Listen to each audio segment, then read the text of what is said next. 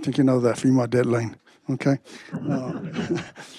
where she will compete against children from Texas, Oklahoma, and Louisiana. And whereas she has the opportunity to compete in the national level in Chicago on April 6th, 2025. And whereas once a champ, always a champ. We thank you for your representing your school, your community, showing off your skills, talents, and gifts. It takes a village to raise a child. Okay? Dedication, educators, coaches, and most important, great parenting to ensure your kids are successful in life. Thank you for representing Las Vegas, and job well done. Now, therefore, I, Mayor David Romero, the City of Las Vegas, along with the members of the governing body, congratulate you and your accomplishments and look forward in seeing you as one of our future leaders in our community. Thank you. Congratulations. And we do have a little gift bag for you for your trip on behalf of the city. And we also have a little pin so you can represent Las Vegas well. Okay? We thank you and congratulations. Thank you. You want to say anything? I like to thank you guys for doing this recognition. I also like to thank the Elks for making it possible for me to go to state and to and hopefully win regionals and go to nationals. Thank you guys.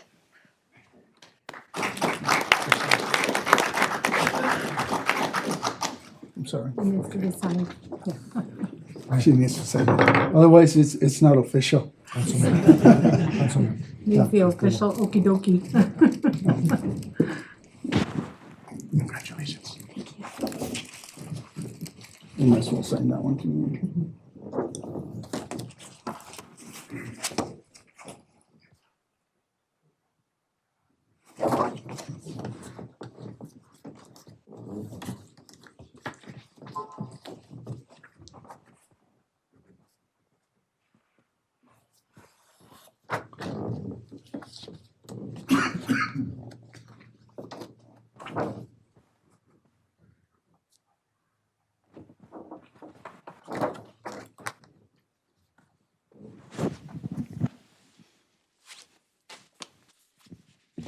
Oh, you know what I forgot? Come back up here.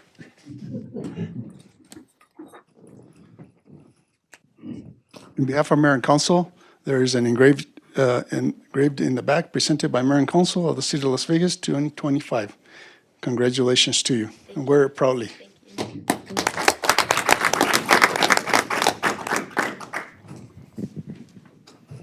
Now, the next presentation goes out to Leanne Lobato.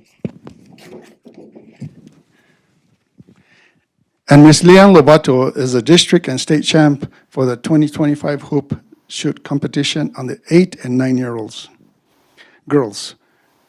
Whereas the competition started in Las Vegas, New Mexico, amongst children in the area and amongst other groups.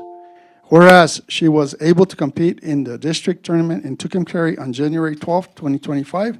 She was district and advanced to state level in competition in Albuquerque, New Mexico on February 22nd, 2025. Whereas she was able to compete, let me see.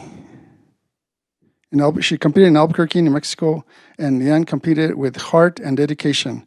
She took third place in state and has the opportunity to return next year and compete again. And whereas, once again, once a champ, always a champ. Don't forget that, okay? And we thank you for your representing your school, your community, showing off your skills, talents, and gifts. It takes a village to raise a child, dedication, dedicated educators, coaches, and most important, great parenting to ensure your kids are successful in life. Thank you for representing Las Vegas. Job well done. Therefore, I, Dave Romero, Mayor, City of Las Vegas, along with the members of the governing body, congratulate you on your accomplishments and look forward to seeing you as one of our future leaders in our community. Congratulations. And this one's signed. I really appreciate it. We also have a bag for you here.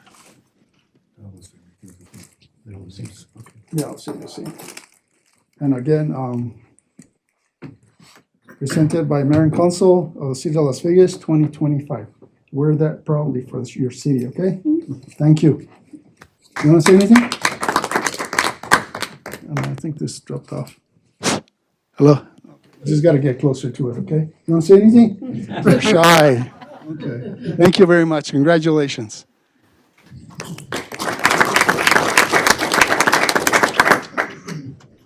Mr. Mayor, Council, I would just like to thank all of you because I know there's a lot of pressing things that you have on your plate. And for you to take the time out tonight to honor our young future leaders means a lot, and to show the support. And I know that they've been practicing. I know she's been shooting 250 free throws every night. And she's gonna do her best, not only to represent New Mexico, but to represent where she's from, Las Vegas, New Mexico. So thank you all for taking the time out tonight to honor them. And I know that there's a lot of more important things on the agenda, so it means a lot. Thank you. Thank you. Thank you, Mr. Chair. The other two, I'm not going to read them out loud, but they are for Emery Jordan EJ Aragon. And he won at this level, at the city level, and went to Tucumcari and placed there, won there at districts, and went to state and won at state in Albuquerque. And he is also going to Texas to compete up there against other states. And if he wins there, he'll go on to Chicago. And I believe somebody in the family or himself has been in Chicago before, or three times before, representing Las Vegas. Yeah. Third in state, third in regionals. Nationals. Yeah. And then the other one, I don't want to hand this over to you, Barbara. And the reason that these kids aren't here tonight, Mayor and Council and the audience, is because they're involved in the community. They're at the state tournament, and two of them are competing up there in basketball. So they're with their parents, and these guys never stop. Every weekend they're somewhere, or they're competing, or they're outside in their basketball goal. But they're always occupied. The other one is Brandon Ledger, and also he competed the same way in Las Vegas, and then a district, and then again at state, and he won first place in state, and he will be going to Texas, and then hopefully compete in nationals up in Chicago. If you want, thank you.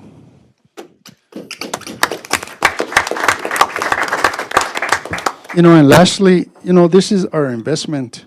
Our kids are our investment for the future. And without the support of the adults and the parents, the kids can't get to where they need to go. And I want to recognize the Elks Lodge for having this program year after year for these kids to stay occupied in the gyms and to have a relationship with their parents. And, it couldn't have been done without the leader, the director, that works endless hours on a no salary. She volunteers to do this stuff. And she doesn't even do it only for herself or for this organization. She has other organizations she does it for. But whereas, Ms. Barbara, if you might come up here. And Barbara is a retired educator from East Las Vegas schools. So she's always worked with the kids all her life. But Ms. Barbara Ventura, Elks number 408 Hoop Shoot Director, volunteers her time and has been a director for the Elks 408 Hoop Shoot Competition and other programs. And whereas she is a long time and retired educator and has dedicated her life to helping the youth of our community. And whereas we thank the Elks number 408 for their generosity and support with all the expenses paid for these students to attend these competitions. And whereas we also thank them for promoting leadership skills educational advancements, and being active participants in our community.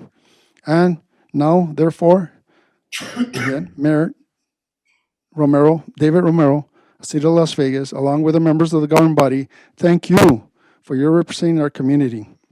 It takes a village to raise a child. I know you know that. And thank you for giving us and our youth the opportunity to be successful in life. Thank you, Barbara. Thank you.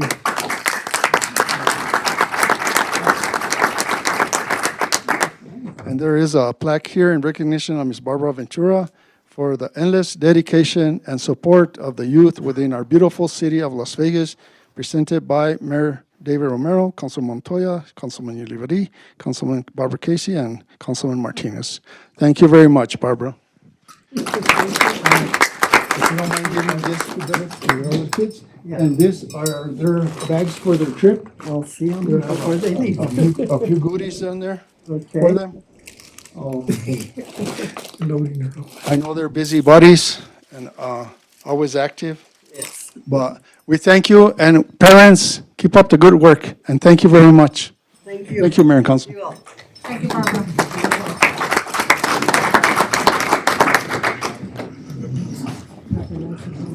Thank you, Mr. Mayor.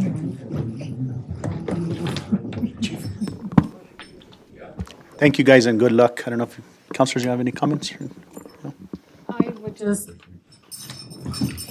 I would just like to add that Barbara Venturi is one of the most amazing women in Las Vegas because she focuses on children all the time. She has helped with book drives for the Northeastern New Mexico Literacy Council. She does those on her own through the Elks. And she does so many things in the community, and I just think that we are so blessed to have her in our community. Thank you, Barbara. Councilors? Councilman? I'd just like to say thanks to the parents of these children and other children that allow this to happen in our community. It's really great to see our youth doing good things on a daily basis, and we, it's a presentation that's treats our community with high regards. So thank you, parents, for doing what you do. Thanks again. And good luck. And Yes, good luck. Thank you, guys. We appreciate it, thank you. all right. Mr. Mayor, moving on to our councilors' reports. And just before we get to that, we did have, she walked in. Congratulations, Ms. Esperanza. You have been appointed to the DRB board, and if you don't mind standing up, I know they had. So that's Esperanza. Welcome. Go ahead. And then councilors on your reports, go ahead. I'm going to forego my report because we have Such a long agenda. Councilors? Mr. Mayor. I would like to point out that give thanks to our police chief and our solid waste department and streets department. This has happened twice already where used tires have been thrown in different locations in town, in Old Town specifically. This one was at the San Jose Cemetery. And it's on the end of Rincon Street. And, people like to go visit their loved ones, and all they do is see trash every time they go. But I want to thank them for being attentive to it and cleaning it up right away. This is the second time this happens. The other one was behind Gonzalez Funeral Home. And, just a notice to the vendors or whomever's throwing the tires out in the alleys or in different places. If you get caught, I'm sure the city will go after your business license or give you fines for this, because we're not going to tolerate that kind of trashing our city down. There's a proper place for those items, and I thank our staff for attending to that. The other thing that was brought up to my attention was lack of the crosswalk paintings in town, the pedestrian crossings, and I understand that that we have a lot on our plate, and I understand that it's been cold weather and stuff like that, but might be something that we need to address sometime soon, before all the summer traffic comes into play. And I also understand that not all crosswalks belong to us. Some of them are state, and they're responsible for those. But thank you, Mr. Mayor. Thank you, Councilman Martinez. Mr. Mayor, yeah, I'd like to say thanks to Community Development and to, of course, Streets Department with Arnold, and they had quite a bit of a mess there close to the bridge on Grand Avenue, the Guyanas River Bridge. I don't know if it's homeless that we're moving in there or just trashed out the place. And you guys are always willing to listen, and you guys took care of it right away. So that improves the quality of our community and definitely the look. So I appreciate what you guys do out in the field as well. Thank you. Mr. Mayor. Sorry. One last item on here is the city manager and myself toured the Veteran Center this week, and also the farmers market.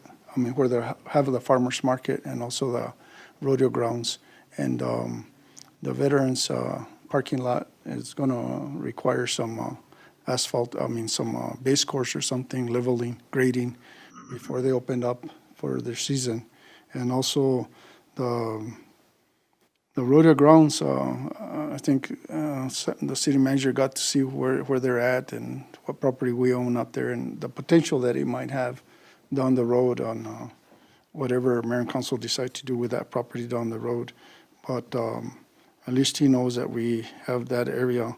And lastly, Mr. Mayor, I just want to shout out to the clerk and to the police chief and Chuck and the PIO that assisted on doing all this for these kids, for this presentation.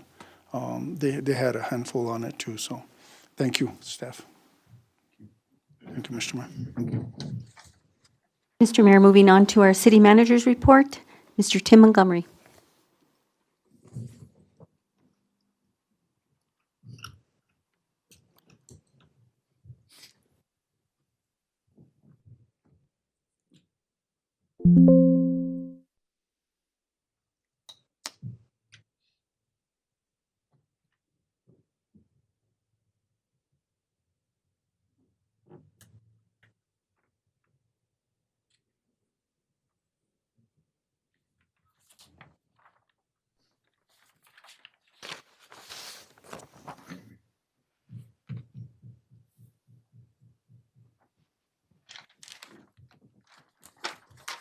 Sorry for the delay.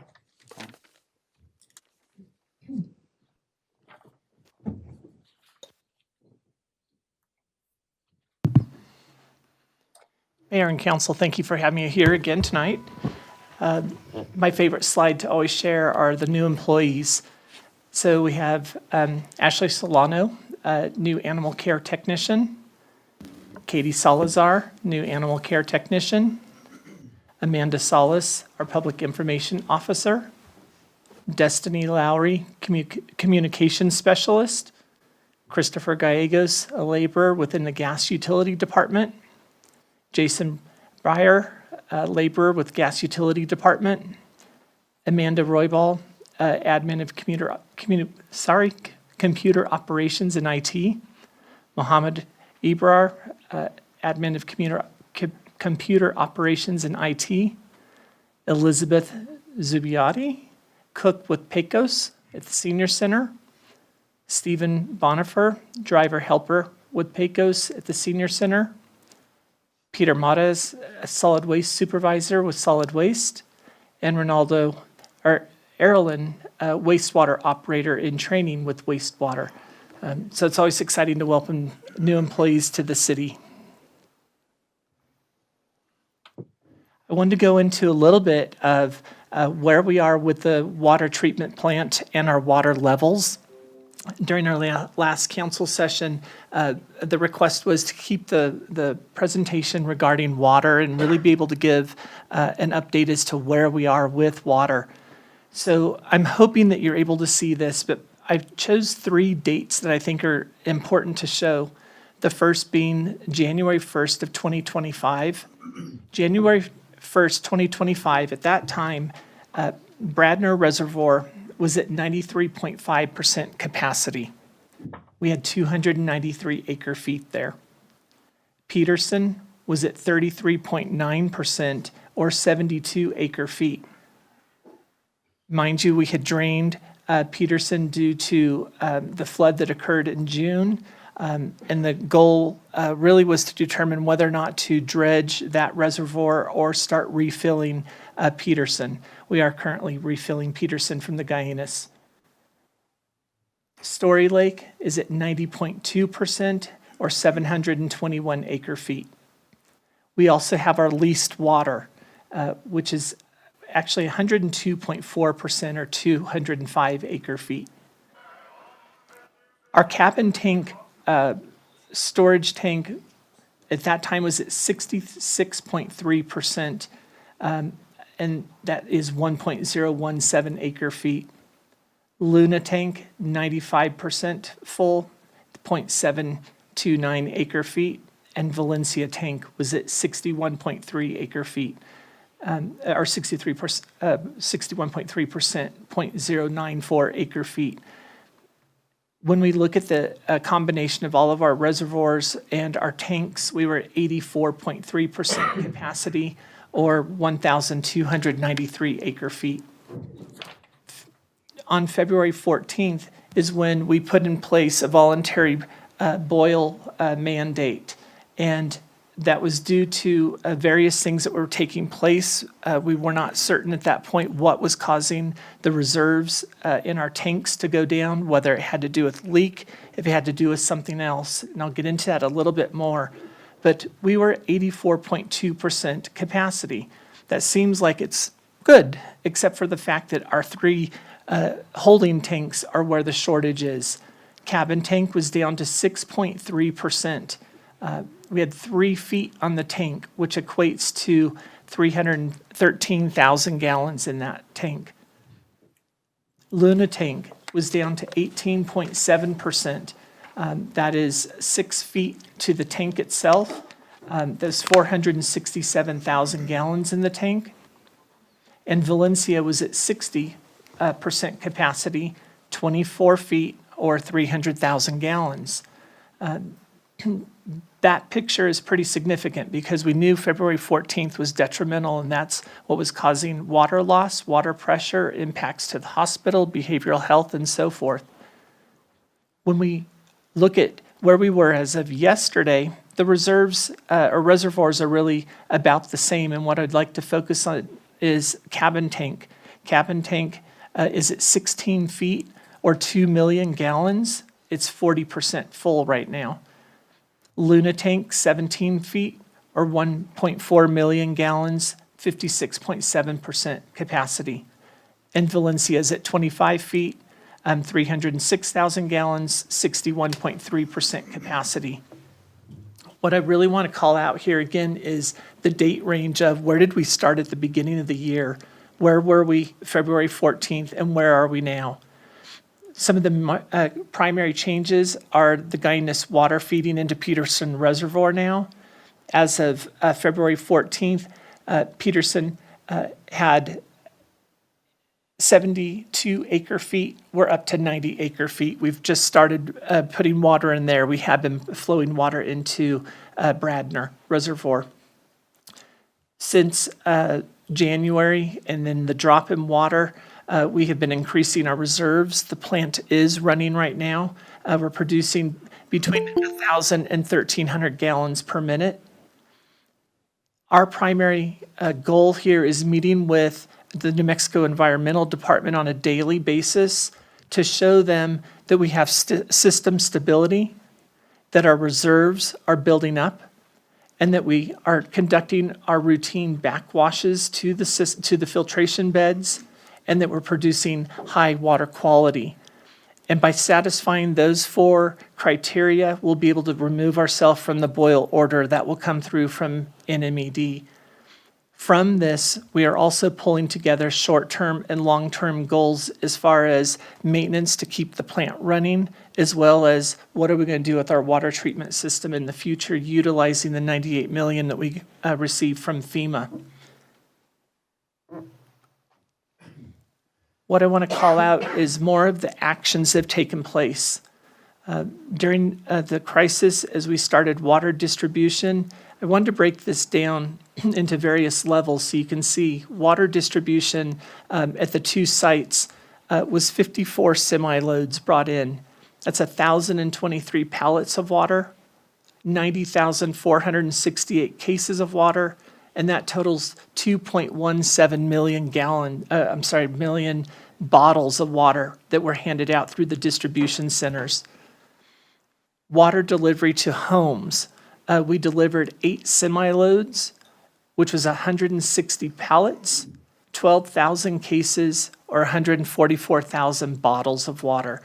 I want to call out that the team did an amazing job as far as handling the phones and getting requests of those that had need and needed water delivered. There were instances where we attempted to deliver water to different restaurants. There was nobody there. We weren't able to leave the water, and we had to do multiple attempts of delivering, but we did get water to those restaurants.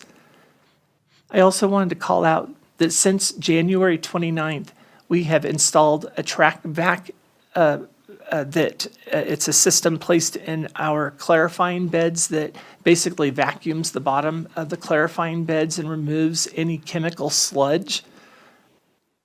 We have done many water treatment upgrades.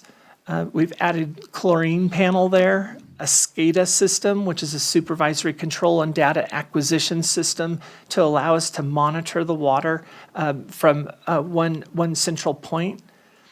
We've done many valve replacements and piping material installation. We've installed a transfer pump at our lagoon, which the lagoon, if you're not aware of, is basically a disposal site. When we backwash our plant, we are sending treated water into a lagoon. We cannot put that water into the Guyanas because it's treated water and would have chemicals in it, so it can't run down the Guyanas River. Put it into the lagoon. We're currently working on a system to move that water from the lagoon up to Bradner and let it settle out through Bradner, let the sunlight and the air temperatures remove those chemicals so that we're not wasting water and sending it from the lagoon to the wastewater treatment plant. We've also done chemical line cleanouts. We had problems from the Arctic drop that we had. Temperature-wise, it caused our chemicals to freeze. It caused them to turn into it like a gel. We had to clean a lot of lines that ran from the chemical house up to the clarifying beds. We've done pump repairs at Camp Luna. We've done filter bed under drain inspections and cleaning. The fluent gate actuator was repaired at filter bed 3. A chart recorder installation to monitor water quality was installed. We've added heaters into the filtration room. We've added clarifier pressure gauge, clear well pressure pump maintenance, replacement of various gaskets. Polymer injection system was repaired. The chlorine injector system was repaired. The brine tank under drain gravel was replaced, and polymer tank mixer installation was done. The reason I call all of these things out is each of these things caused impacts at the plant, whether it was reduced production, additional backwashes, draining of the clarifiers, even the clear well. Each of these things had an impact on the production. And so going from where we were in February to where we are now, I'm actually really happy with that. Again, all of these things that have taken place still need to tie back to what are we going to do short-term wise to keep this plant up and running, and how are we going to get to the new plant. So I want to talk a little bit about, I've been kind of vague with what I've explained to you, and a lot of it is technical. We had a review of the water treatment plant back during a special session. And I want to call out how critical timing is of releasing information. When we had that meeting, it was understood that the public needed to hear from us. They needed to know what was taking place. But this has also created assumptions being made about what's taken place. It's created finger pointing. It's impacting the investigation integrity. State statute protects employees from engagement beyond public interest. If you look at our Open Meetings Act, our IPRA case law, and our New Mexico Governmental Conduct Act, each of those will refer back to investigations or after-action plans and the impact it can have on the investigation integrity. So I do want to say we are gathering data from the server so that we know at what point turbidity levels changed. We know our water volume and our water production. We've collected statements from staff, and we're in daily communication with the staff at the plant to know exactly what's going on a day-to-day basis. We're using consultants that are trained and well-experienced in water treatment plant design as well as operations. And we're also utilizing an external attorney to pull this data together to have the most accurate after-action review. So my next steps get us out of a water boil order. I can't say dates, but we're looking very positive. Right now, the main thing is to prove that our plant is going to continue producing and is considered stable. We've demonstrated that we can build our reserves. We've demonstrated that our water testing is showing safe water. And that we're able to conduct our backwashes on a routine schedule. And so we're right now just waiting for that checkoff that our plant is stable. And so I ask of you, please know that the next step is to complete the after-action review. And I ask for your patience and no premature disclosure of details. I'm trying to be super careful because our investigation is already being impacted. Along with that, we do have daily business taking place that I think at least are good things. On this left-hand side, you may have seen the new sidewalk and curbing at Hot Springs Boulevard. That's been a project that's been ongoing for quite some time, and so it's good to see progress taking place there and having weather work in our favor. Fencing has gone up to protect Old City Hall and protect anybody walking around that facility. We don't want anybody entering the building, and we want to make sure that there's no debris from the building that could impact somebody. Out of curiosity, have any of you looked at the website lately? There's a lot of changes taking place on the website. We have put out a significant number of public service announcements to try to keep everybody informed of what's happening with water, with weather, any other issues as far as like road closures and that type of thing. And so if you get a chance, please go to the website and take a look at that.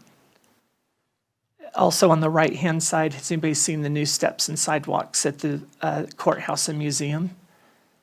We got that taken care of on Grand side, and we'll be going to the other side of the building and repairing those sidewalks as well. So improvements are taking place. Grants are moving forward. Our hires are taking place. Things are still happening well. We still have this water issue going on. I did want to talk about one department update and not focus only on water, but this department has to do with water, and that is the park's daily schedule. We have 3 maintenance workers there, and we also have a field supervisor there. Here's the type of things that they're doing. On Monday through Friday, between 7 and 10, they go to all the parks, and the focus is dealing with litter, graffiti removal, any repairs to the playground or amenities at those parks. Monday through Friday during the winter at all parks is the time for tree trimming. They started at the Riverwalk, then went to Memorial, Keys, and Rodriguez. They start with one park, they work through the park, and then they continue on to each park until the end of March. Then Monday through Friday, in the early springtime, they focus on Keys Park. They're doing that now. At the prep work of infield dirt, bases, turf prep, all landscaping, troubleshoot irrigation, fencing, bleachers in preparation for the Las Vegas Little League. Opening day will be 29th of March. Also in the early spring then becomes Rodriguez Park, and the same tasks that were at Keys Park. They alternate when they can between the two, but then once Keys Park is complete, they wrap up the same tasks at Rodriguez. Again, Little League will open up April 14th. Then they continue on into early spring when they start focusing at Plaza, Lincoln, Carnegie, Veterans, Commerce, soccer fields, as well as Richard Padilla Soccer. Keys, Rodriguez irrigation systems will be next to be worked on. Affluent water permit will allow us to use affluent on April 15th. And so they're focusing on irrigation, and then they will start with the weed eating. Special projects, spring through the fall at all parks. Once there's a few weeks of watering, they'll start with aerating and fertilizing of the watered parks, and that will continue through the fall. So that wraps up my report. Mr. Mayor. Thank you. Councilman Olivari. Thank you, Mr. Mayor. Mr. Manager, I didn't hear too much about Story Lake water. Did we use some of that now that crisis? How many acre feet of water do we use from Story Lake? That's okay. So Story Lake currently has 234.8 acre feet. I'm sorry, 721 acre feet. There's 234 million gallons in the lake, but again, 721 acre feet. And then we also have with that 205 acre feet of the leased water. So it takes it to a total of 926 acre feet. You haven't used any. Okay. That's a question. Tim, I think what he was asking is, did we use any water from Story Lake, which is no. We actually just started moving some water up, and we can ask Mr. Travis about that. We did that today. I believe we're going to use between 20 and 40 acre feet and move that up to Peterson and Bradner to make sure Bradner is completely full and put part of that water into Peterson. So we have moved So, some. yeah, we can see anything on our computer that what you're talking about. Oh, I'm so sorry, you guys. Maybe you could get I'm so some sorry, I didn't realize that. paper things so we could see what you're talking about. Thank you. Absolutely. I apologize, you could not see that. I see it's not on the boards. Mr. Casey? Thank you, Mr. Mayor. Just, I really dislike this system. Just a follow-up on Councilor Olivari's question. Today I received an email which I forwarded to you and to the mayor regarding possible contaminants going into Story Lake. Would you please look into that for us and report at next week's meeting?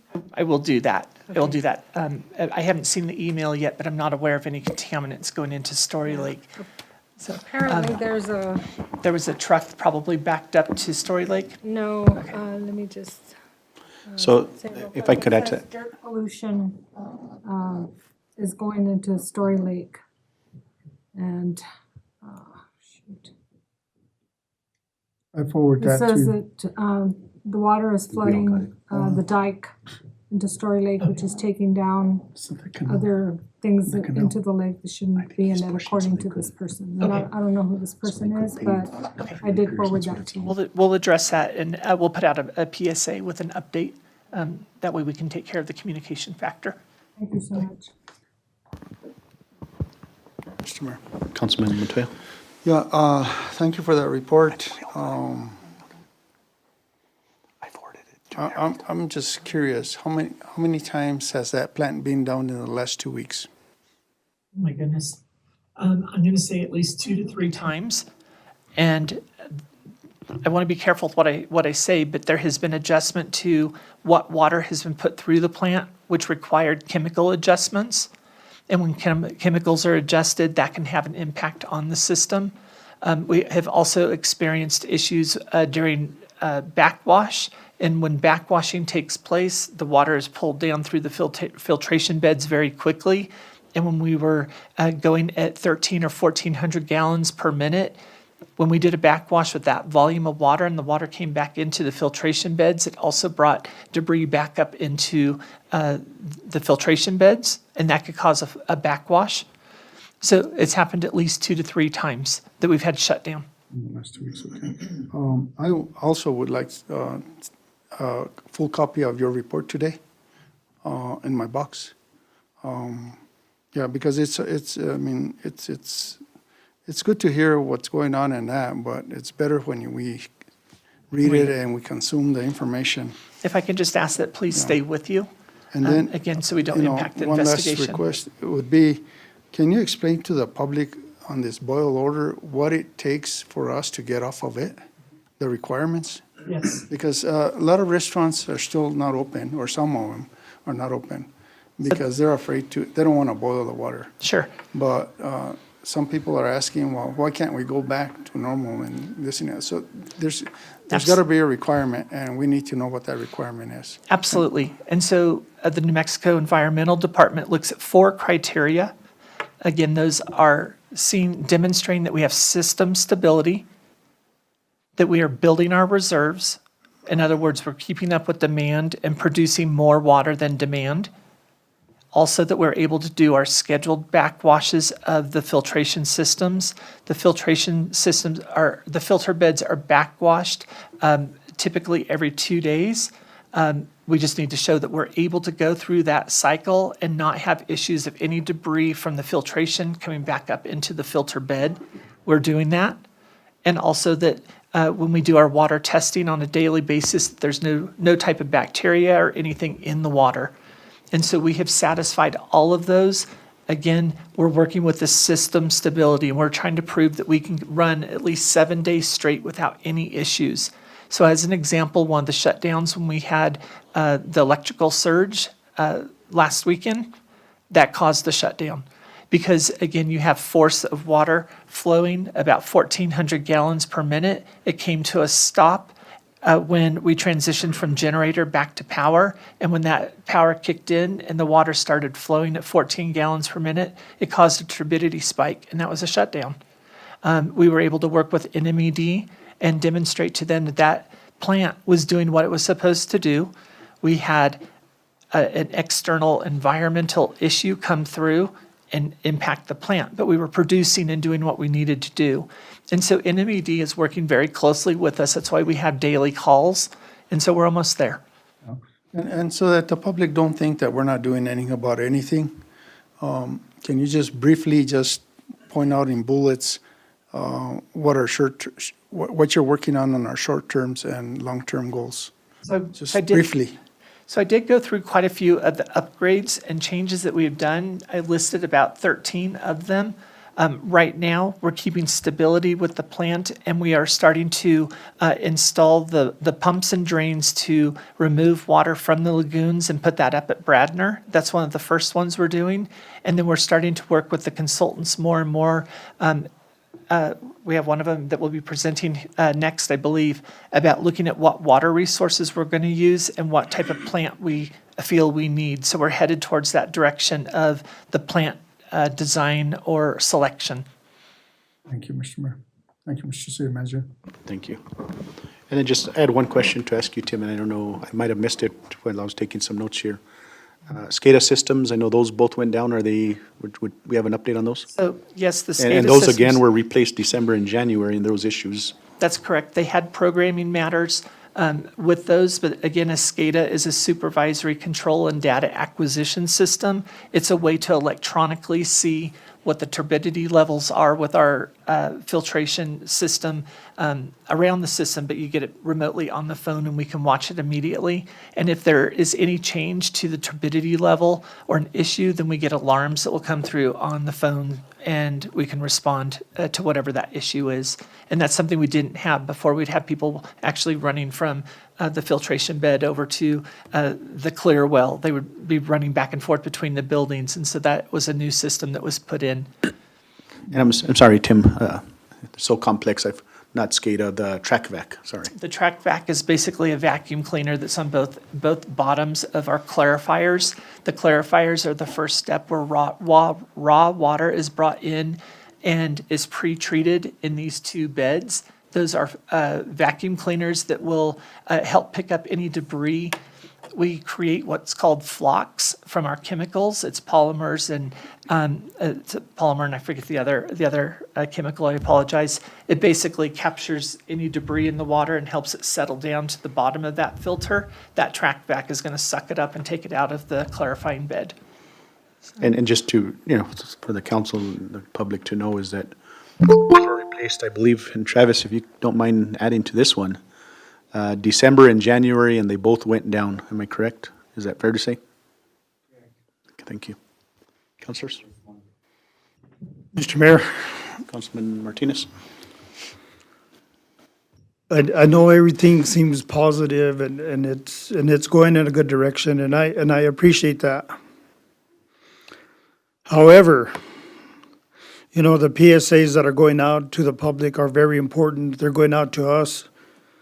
But as a part of the governing body, I'm not really feeling much transparency between you, city manager, and maybe the governing body. Maybe I should just say that about myself. But anyway, I want to feel better about it. I need to know more about it. I need to understand it more so I can give the public the information that they request or they require to have, okay? It's important for them to know where we're at and why we're doing this. The investigation is a very important piece. I get that. But to the general public and even to myself, it's not. I think that's something that will be found at the end whenever it's really in detail.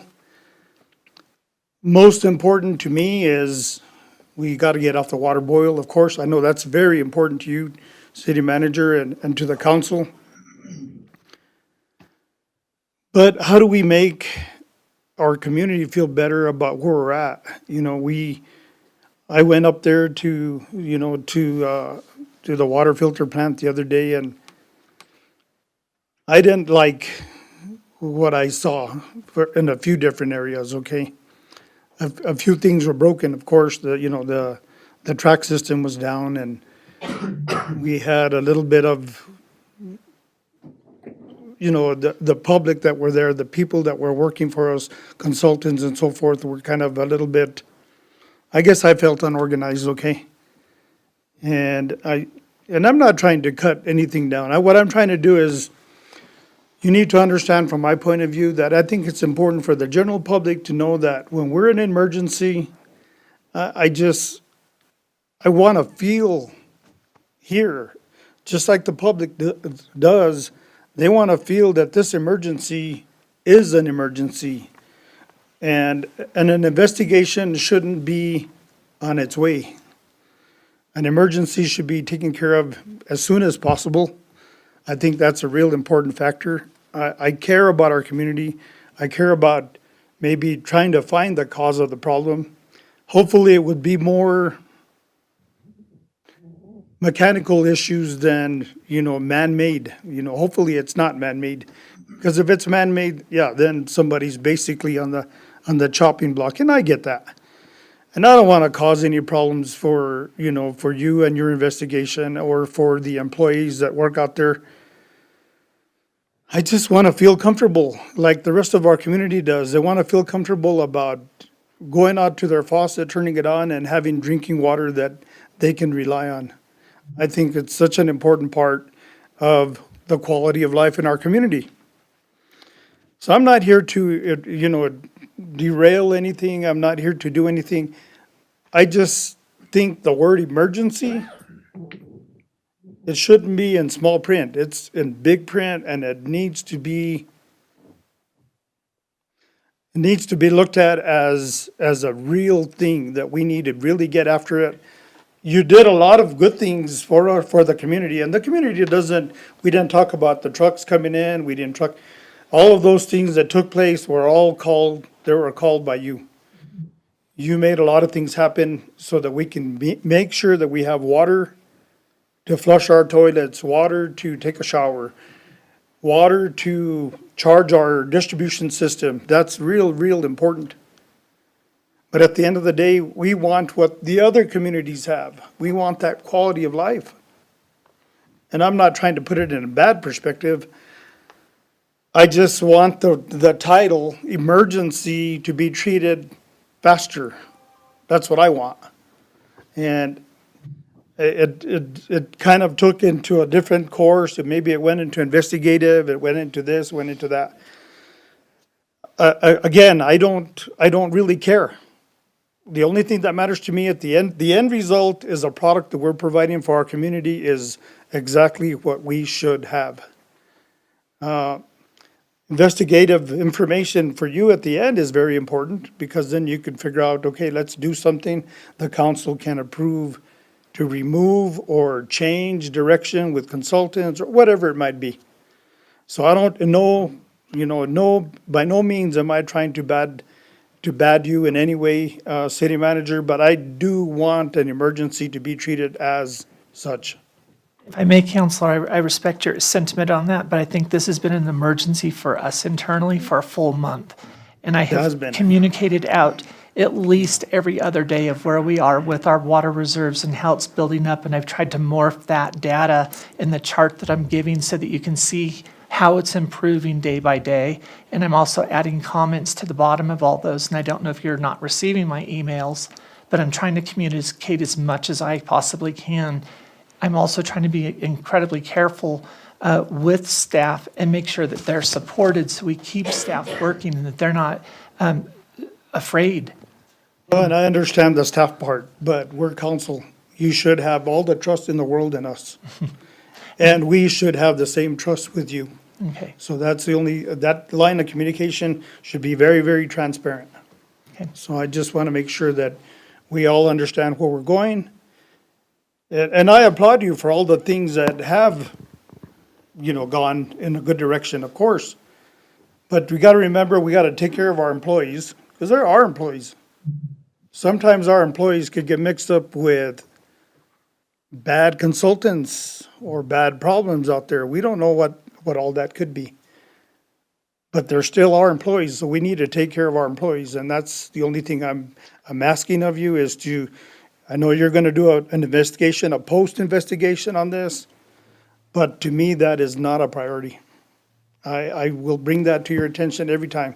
It is not a priority. The priority is making sure that the emergency for our community is at the top of the list. And So I do applaud all the things that have gone well, and it's a time factor. You can't just call the Water Drinking Bureau and say, we're good today, right? No. There's a process to follow, and I was present at the meeting with the Water Drinking Bureau, with the city manager and the mayor, and they're strict. If you do not have your ducks in a row, you will not have drinking water. And it'll be a mandatory water boil, and I totally get that. But we have to be on it. We have to really be on this thing, and we've suffered so many things. I want to make sure that we're on track. I have all the trust in the world in making sure that you can do this. But we also have to have that transparency between both of us. So that's all I have, Mr. Mayor. Thank you. And I mean, I guess I'll go ahead and say this. I think, from my perspective, the investigation isn't being done by the city manager directly. There's others involved. So just to clarify that city manager hasn't shut everything down and we're just focused on investigation. Operations are still happening. I've had the opportunity to go, the things that our staff are having to endure has been one thing after another with an old plant. Right. Let's say that, plus other issues. And I understand. What each one of those staff members has to go through. I don't know I think I saw Travis there's falling asleep. I wasn't sure if, because he's working so hard. But, they're all putting in a lot of time and doing the best that they can to keep this community going. And you still have daily city business. It's not perfect, but I think I want to clarify that I don't think that, from my perspective, from my office to Tim's office, his not just focused on an investigation, if that makes sense. Is that fair to Well, say? and I appreciate that, because I think it's so important to move forward, and I'm actually not involved with the investigation well, because I good. don't want to I have any. just don't want to be putting that on top of No. the emergency piece. I No, don't I just want to do know, that. I know an after-action review is required. We're spending a lot of money. We had a lot of inconvenience going out there. There was risk.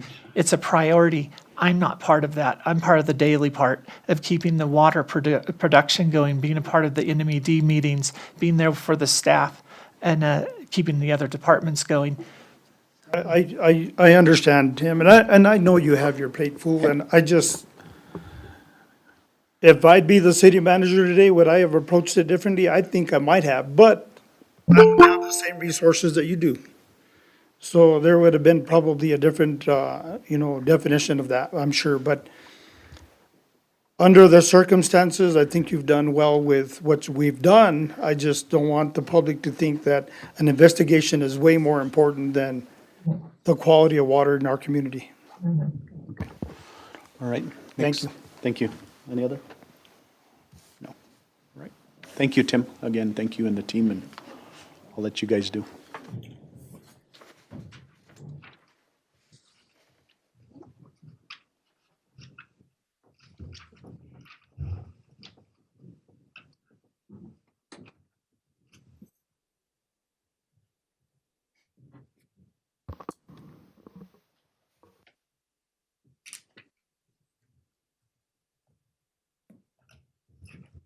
Mr. Mayor, moving on to presentations, not to exceed 10 to 15 minutes. Presentation by Jay Lazarus with Glorieta Geoscience, a division of GZA Geoenvironmental Incorporated, speaking on water. And, Mr. Mayor. Counselor? I would like to indulge Mayor and Council, see if we can suspend the rules and allow Mr. Lazarus a half an hour to do his presentation, or no more than half an hour, instead of the 10 minutes, because there's no justice in 10 minutes to this subject. And what I wanted to, so this item was scheduled to be on the agenda in February when we had the crisis. It was moved to March. This presentation that Mr. Lazarus was presenting was to give us an update on where we were with the lease of water that we had. We were also scheduling an actual work session for a water work session for sources of water, et cetera, needs. So this specific item was for, for that. But I agree if, 10, 15 minutes, if we go beyond, if you guys are okay with that, that's a decision that, the rules are in place. If you guys want to, go 20 minutes or something like that. Again, this is, for the lease, the presentation on the lease. So if we could, I guess we could, let's see how it goes at the 15 minutes, Chief, and then we'll go from there, see how much time he needs. But I know we do have a long agenda. If we have to go a little longer, then at that time we could extend it, but that's, Thank you. So if I go longer than 15 minutes, I'm going to have to answer to the chief? he'll let me know and we'll I'll just handcuff you, don't worry about it. no, because I think there is gonna be some questions in that, but I think it's important that we do get this part out. I mean, it almost seems like we're reacting, which prior to February 13th, you were already gonna be on the agenda anyway, but, so, thank you. Mr. Mayor, excuse me. Mayor Jay, did you know anything about this before this incident started happening with the water? That's my question. Pardon me, Counselor, what was it? Could you please repeat that? What happened, whatever happened to our water, did you know anything about it? Because you're a consultant. I was informed when there was a big loss of water from the Luna tank. That's all I knew. Thank you. And again, the item is the presentation on the lease. So, Mayor, Council, thank you for having me here tonight. And one of the big questions in the last year and a half or so has been, how has the city used the water, or how's the water been routed from the emergency lease we had with Mike Quintana at Story? So, if you look here at the image just on this cover slide, on the upper left-hand image, you can see what Story looked like in December of 2023, and then January 2nd, 2025, you can see how much fuller it is, positive. So to summarize this was a two-year lease. Sorry, Cassandra. This was a two-year lease, but we spread it out over 3 years. So it was effectively, it's 409.75, we'll just say 410. It was 410 acre feet per year, fully funded by the state engineer office. And what we did was we took 205 acre feet, or half of it, in 2023, took the full allotment of 410 in 2024, And in this calendar year, we're taking the half of it, so it translates into 2 years, but we spread it out over 3 years. So think of it as 2 6-month periods and 1 12-month period. And this was based on an average allocation of 6 inches per water per share, or 6 inches per acre of irrigation water released at the dam.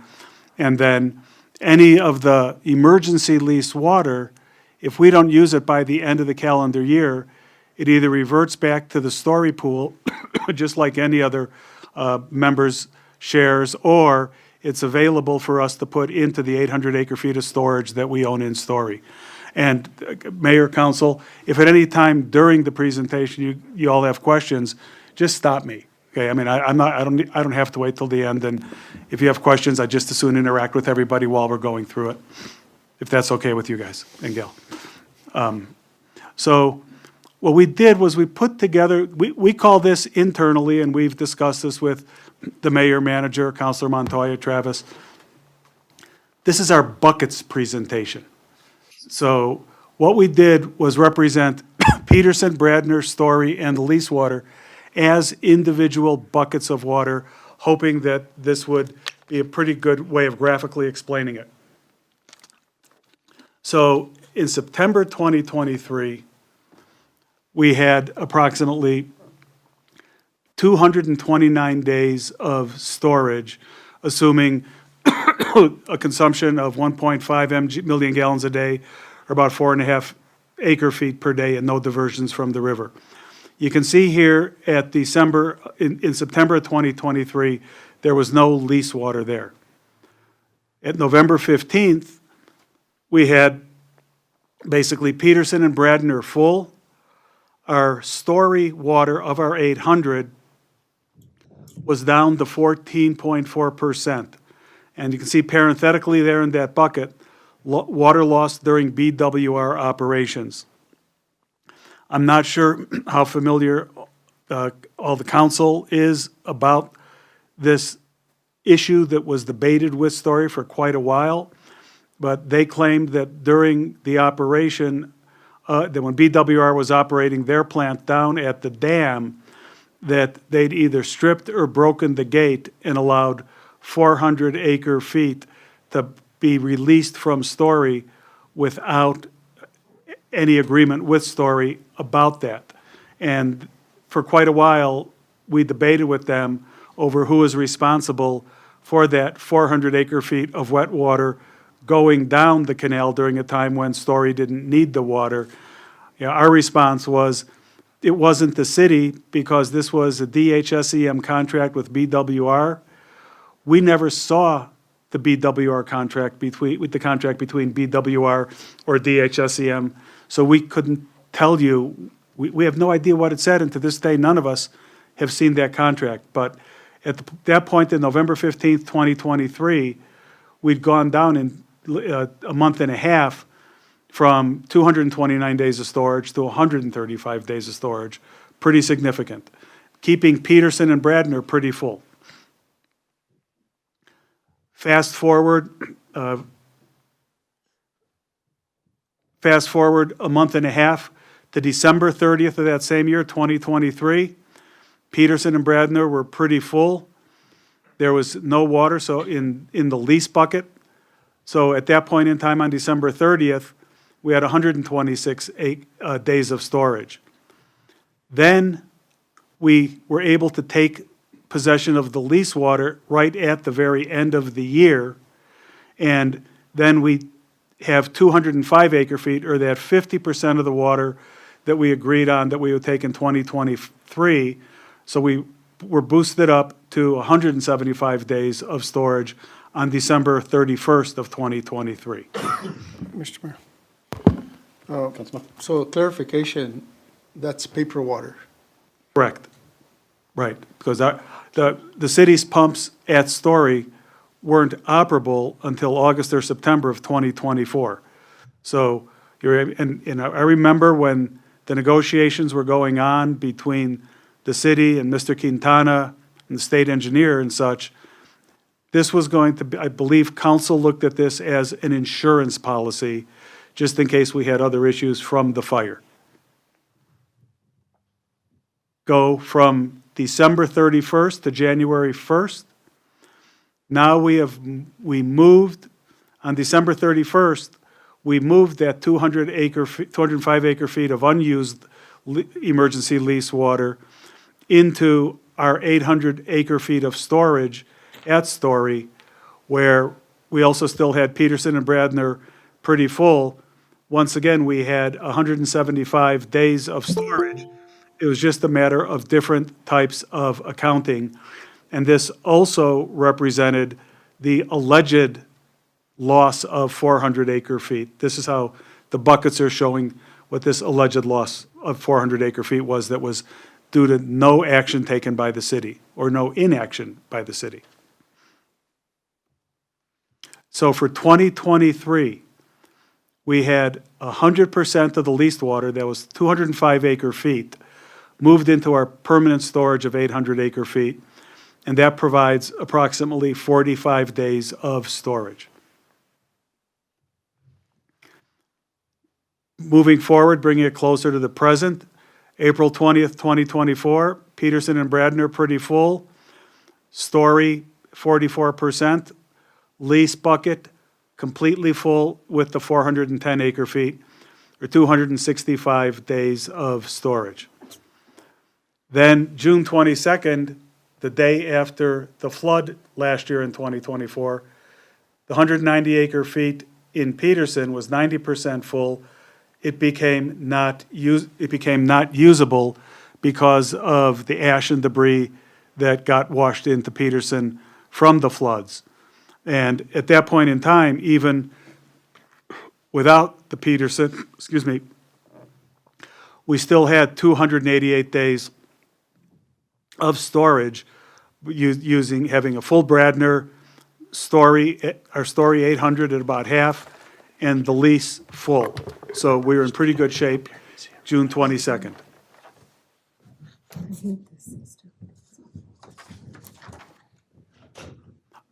Then fast forward to December 31st, or 2.5 months ago, we had Peterson at 36%. The city wasn't diverting water into Peterson at the time. Bradner pretty close to full. Story about 60%.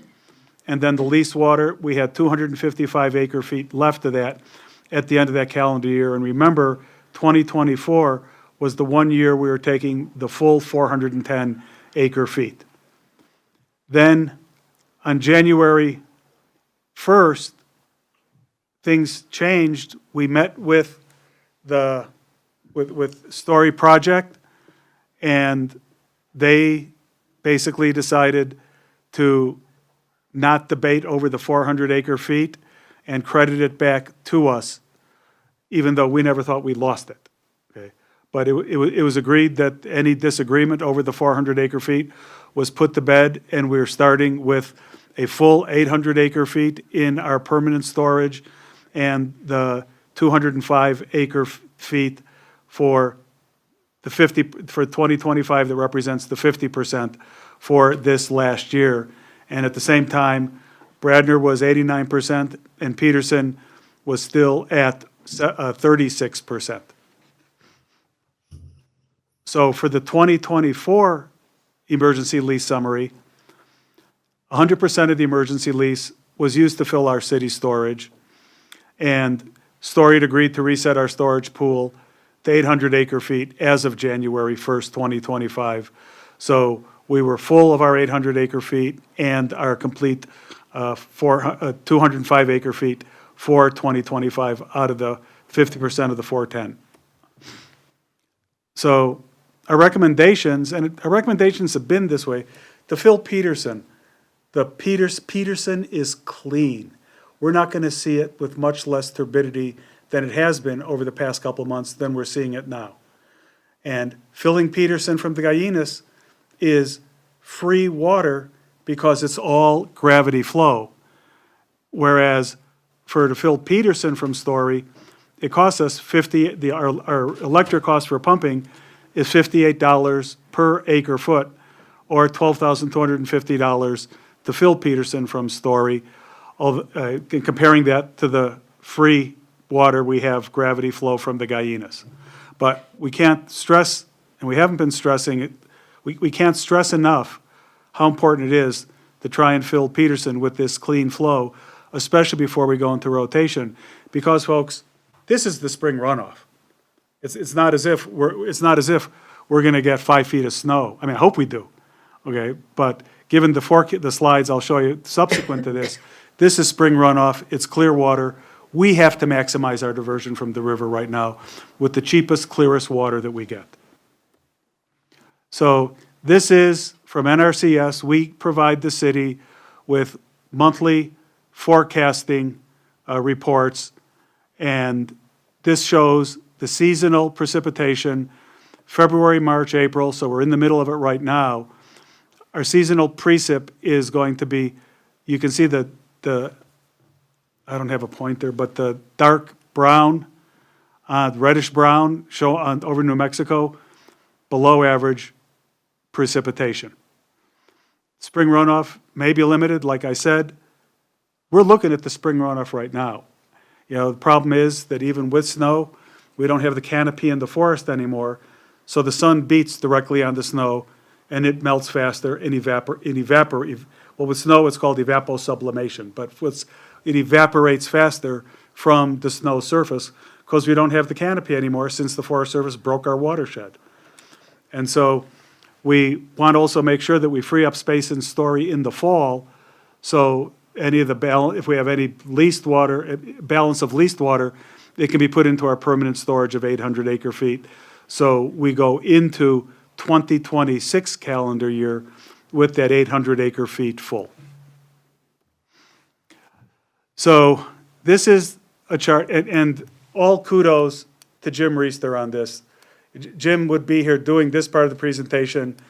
He's down in southeastern New Mexico with blowing sand dunes drilling a well right now. Okay. So the red line up here shows the maximum storage of Peterson, Bradner, Story, and the Quintana lease. And you can see the Quintana lease decrease, you know, in January from the 410 to 205. The blue line near the top is our solid blue line is the measured storage. The solid green line is the Guyanas flow at the Montezuma gauge, which we use to measure discharge and when we're in AWRM, when we're in rotation, how we share the river with the Acequia Story and the Guyanas Canal. The dashed lines are modeled storage projections and modeled Guyanas River projections because we don't know the storage for sure, but also the gauge on the river freezes up about January 15th or so, so we really don't get data. It just came live from the USGS again this week. But the interesting thing is, from Jim's projection, if you look at the green line here on the discharge, you know, he's projecting it to where it is right now, the solid, you know, and that's pretty much where it is today. The river's at about 13 CFS, 14 CFS based on, I look at the gauges every morning. And so I looked at the gauge this morning, and that's where it is. What we did was we compared these river flows to 2011 river flows, which was a really severe drought year, and tried to use these 2011 flows to. So with that, I'll entertain a motion to suspend the rules. We have the 15 minutes. You guys want to continue this? I would suggest we do, so we clear this one up in 10 minutes, 15? 10 minutes. 10 minutes? 10 minutes. Go ahead, Mr. Mayor, I'll make that motion to Motion by suspend the rules. motion by Councilman Montoya, and a second. Second for Second 10 by minutes. Councilor Casey. All in favor, say aye. Aye. Those opposed, ayes have it. Got it. You can pay us later. You know, I'm sorry, Caleb and I are messing with each other, and we respectfully apologize. For the 10 minutes. That's how you should pay us. So if we look at the blue dashed line, assuming half a CFS bypasses the city intake structure at all time, and the green dashed line, which was 2011 which we're using as our analog for such a poor runoff year, it looks like going into the winter, going into November, we'll be looking at maybe having 60% in storage of our Peterson, Bradner, and 800 acre-foot bucket in Story, 60% of that, because the lease will be over. So it's not a bad number to be going into winter with. Hopefully, we get some monsoon to give us a little boost up, but there's no guarantee of that. This is a really bad La Nina year, and I'm preaching to the choir on this, but it's really bad. I mean, we work for a lot of other locations that are reliant on surface water, and we're seeing the same problems at these locations. So what I would say in terms of the insurance policy from the emergency lease, we will be making the equivalent of an insurance claim in 2025 with that 205 acre feet of water that we have. So I guess it's all pray for monsoon, and hopefully we do get some more snows, even if they go faster. I mean, the one thing, we've done a lot of climate research basically on behalf of the city and Taos Ski Valley. We were doing this climate research a couple of years ago, and the city and Taos Ski Valley split our fees 50-50 because they both had distinct interests in it. Taos Ski Valley for snowmaking water, as well as the source for the villages. Taos Ski Valley just comes from a single spring, and of course what the city's interests are.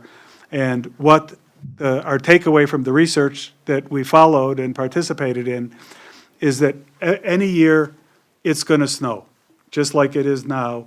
We just don't know whether the snow is going to be in Washington and Oregon and Idaho and Wyoming, or if the snow is going to be in Colorado and New Mexico or California. None of us have that crystal ball to know where it's going to snow. It's still going to snow. But the one thing we can be assured of is that it's going to melt off sooner and melt off faster.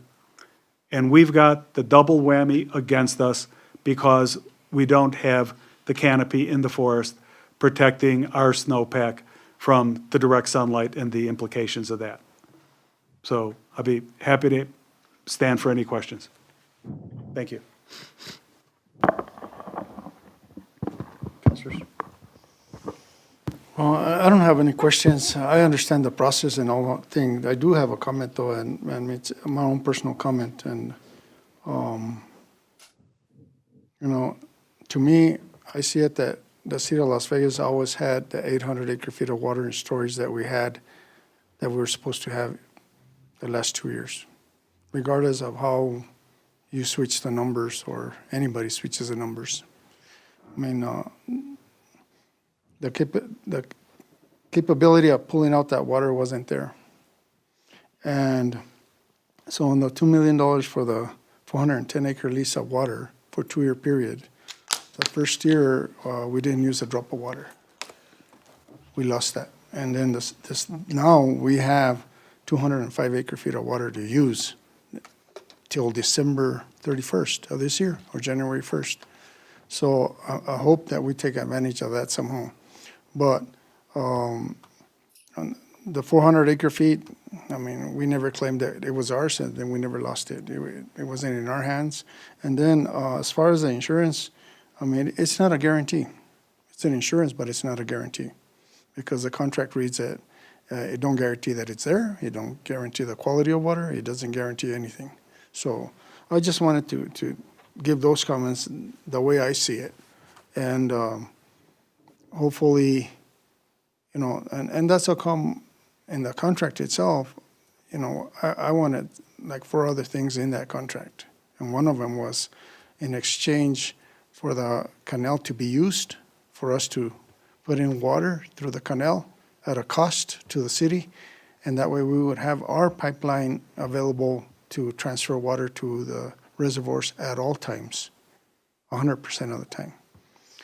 And then of course the other guarantees and all that. But Jay, I want to thank you for coming down and for explaining the process and this and the other.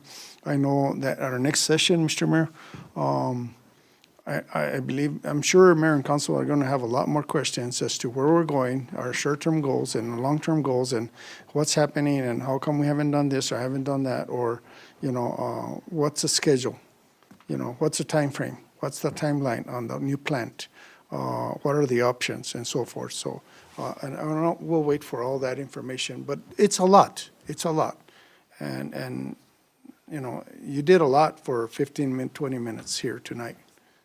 Thank you, Mr. Mayor.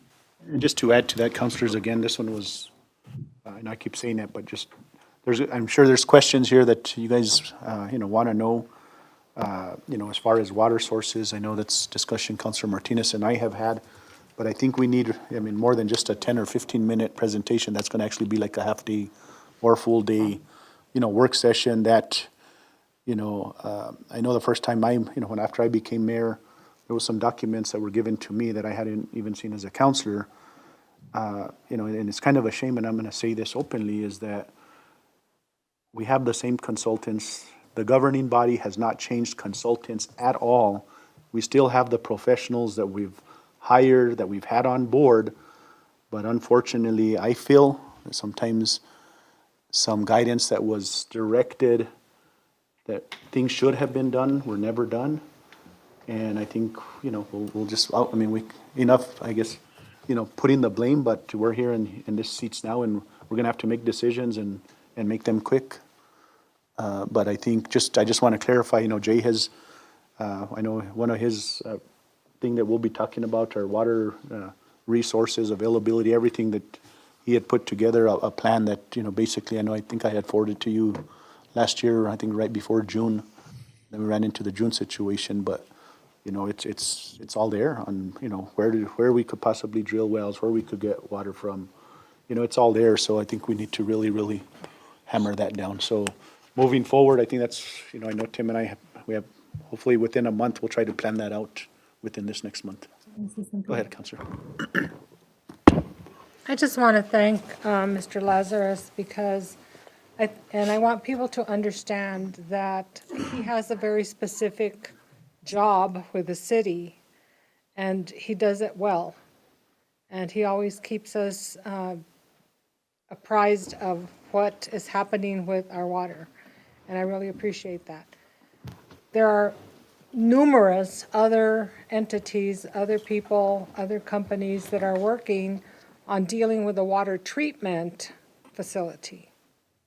And so I just want people to know that it's not just one person that is responsible for our water treatment facility. There are numerous people, numerous entities, numerous companies, numerous experts that are working on our water. Mr. Lazarus did a wonderful presentation this evening, and people need to understand that it's not just one man or one person or one entity. It's a combination of so many. But I want to thank Mr. Lazarus because he has always, the time that I have been here on the council, he has always provided very informative reports to us. And I just want to thank him again. Thank you. Thank you, Madam Councilor. And in all fairness, Jim Reister, Boot Pierce, and Abby Guidry and our staff really help with the heavy lifting.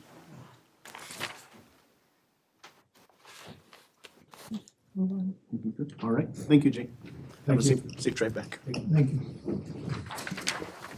Mr. Mayor, moving on to our next item, approval of minutes for February 12th, February 19th, and February 21st, 2025. Mr. Mayor, I move approval of the minutes for February 12th, 19th, and February 21st, all 45 pages of them. Have a motion by Councilor Casey. Do I have a second? With correction, yes. Second by Councilman Olivari. Roll call. Councilor Montoya? Yes. Councilor Martinez? Yes. Councilor Casey? Yes. Councilor Olivari? I have a motion by Councilor Casey, a second by Councilor Olivari. Thank you, Mr. Mayor. Motion carries. Moving on to our next item, consent agenda. If I can read those into the record. Yes, please. Item number 1, request approval of addendum number 2 to contract 395823 with Molson Corbin and Associates for professional engineering services for water distribution. Item 2, request approval of addendum number 2 to contract 395923 with the Electric Horsemen Incorporated for commercial electrical services for the City of Las Vegas. Item 3, request approval of addendum number 2 to contract 396123 with All-in-One Excavation LLC for commercial plumbing services for the City of Las Vegas. And item number 4, request approval to open negotiations with the Las Vegas Police Officers Association, LVPOA, Fraternal Order of Police, FOP, for 1 economic article and 2 non-economic articles. Thank you, Mr. Mayor. Entertain a motion at this time. Mayor. Councilman Martinez. Mr. Mayor, I go ahead and move to approve the consent agenda as presented. A motion by Councilor Martinez. Do I have a second? Second. Second by Councilor Casey. Roll call. Counselor Olivari? Yes. Counselor Casey? Yes. Counselor Montoya?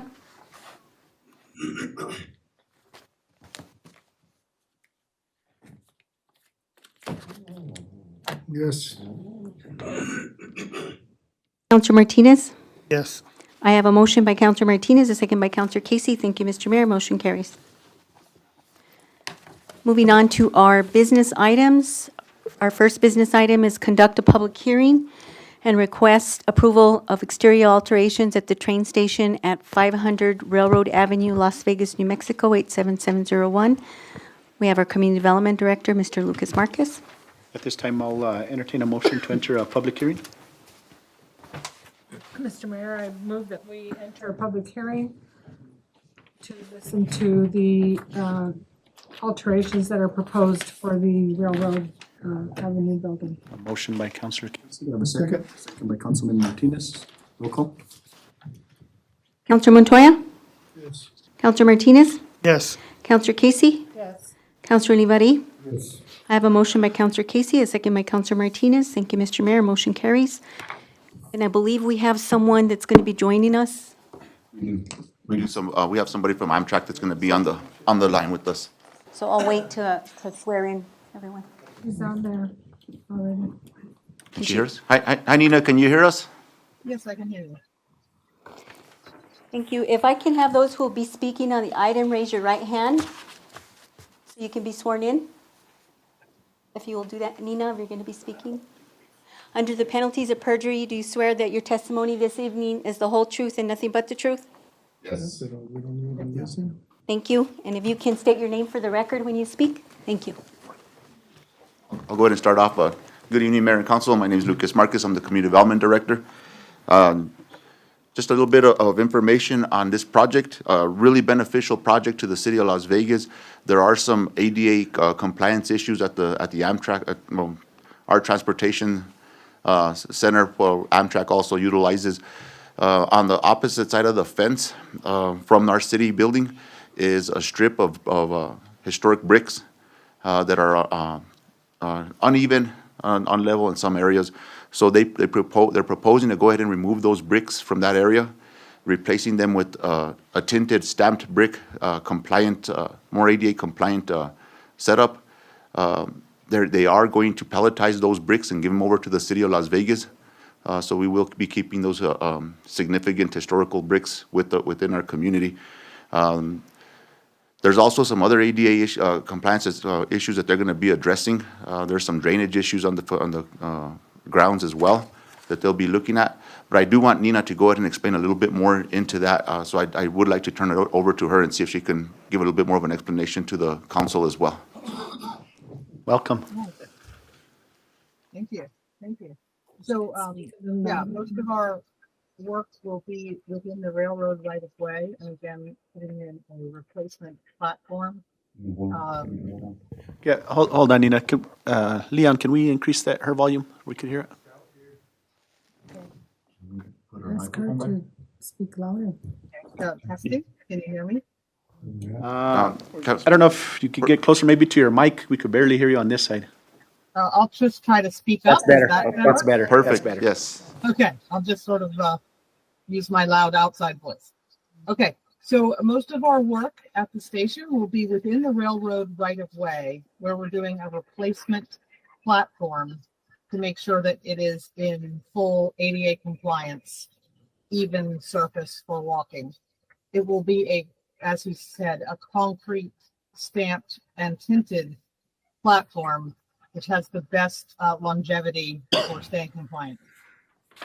In addition, we'll be doing compliant signage, supplementing what's there now, as well as redoing the lighting so that we have safe light levels. Coming closer to the building, outside of the right of way and on city property. We will be redoing some of the hardscaping with replacement bricks, dealing with some drainage, capturing the flow from the roof into boots, conveying it underground to your system, so it will improve the drainage around the building. But we are not touching the vertical surfaces of the building where you have done a beautiful renovation. I think it was maybe 20 years ago to the historic structure. So we will not be touching the historic structure itself. As Lucas mentioned, any of the brick pavers that we take up and replace will be palletized and sent back over to the city. And I think that covers the scope of work. It does. Mayor, Council, too, I just want to make sure I point out, we did hold them up a little bit because the Design and Review Board requested a SHPO letter that was given over to Amtrak. We got a little bit of confusion. It was sent over to the wrong Las Vegas, so it made it home to where it belongs, and we're on track and trying to get their project rolling as fast as we can. Okay, Mr. Mayor. Yeah, if I recall, this item came before us last year, and that was the reason that we sent it back, or you asked to send it back to clarify that. And that's all been taken care of. It's all been taken care of now, Councilor Montoya. Yes, sir. Everything looks positive. Again, the city is not coming out of pocket for any of these repairs. So it will be Amtrak taking care of all of these repairs and mitigating a lot of our ADA compliance issues that we have over there. We still may find some that the city can direct, but Amtrak has done a really good job of looking at the facility in itself. Thank you, Mr. Mayor. Thank you. Any other questions? Now we'll go into regular session. Mr. Mayor, I move that we go into regular session after the public hearing and approve the exterior alterations at the train station at 500 Railroad Avenue to meet ADA compliance. Okay, we can do all that in one motion? Is that, or separate? We usually do it in two, but I don't see why It's not. all- I don't see why not. The reason I did it in one was because it's all written together on the agenda. So I have a motion by Councilor Casey, second by Councilman Martinez. Roll call? Councilor Olivari? Yes. Councilor Montoya? Yeah, you're right. Yes. Councilor Casey? Yes. Councilor Martinez? Yes. I have a motion by Councilor Casey, a second by Councilor Martinez. Thank you, Mr. Mayor. Motion carries. Thank you, Nina. Thank you, Nina. Appreciate you. Thank you very much. Moving on to business item number 2, request approval of resolution number 2513 to apply for and assuring of matching funds for the Municipal Arterial Program, which is the MAP grant, for a total project amount of $964,660.54, inclusive of New Mexico gross receipts tax. We have our Public Works Director, Mr. Arnold Lopez. Mr. Mayor, how's it going, members of council? Good afternoon, or good evening, should I say? So we are requesting approval to apply for this match or MAP grant. So on this one here, we had selected another project for this particular fund, which we weren't able to utilize. If you remember, we came to council and requested approval to apply for this funding for a different project, which is, and I always forget the name of that road, that street, Parkview, which is behind, yes, Walgreens. So unfortunately, it didn't meet the criteria, which this requires an arterial route. And if you know, it's not, that street particularly is not an arterial, so we changed it. And we didn't have enough time to come back to council for approvals for a different project because our deadline is rapidly approaching.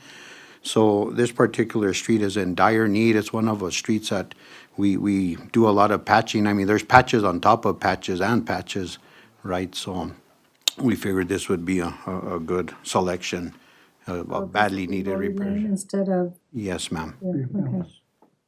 Still in the ward. Yeah, it is. That's in the same word. And it's badly needed, so. So with that, I'll entertain a motion.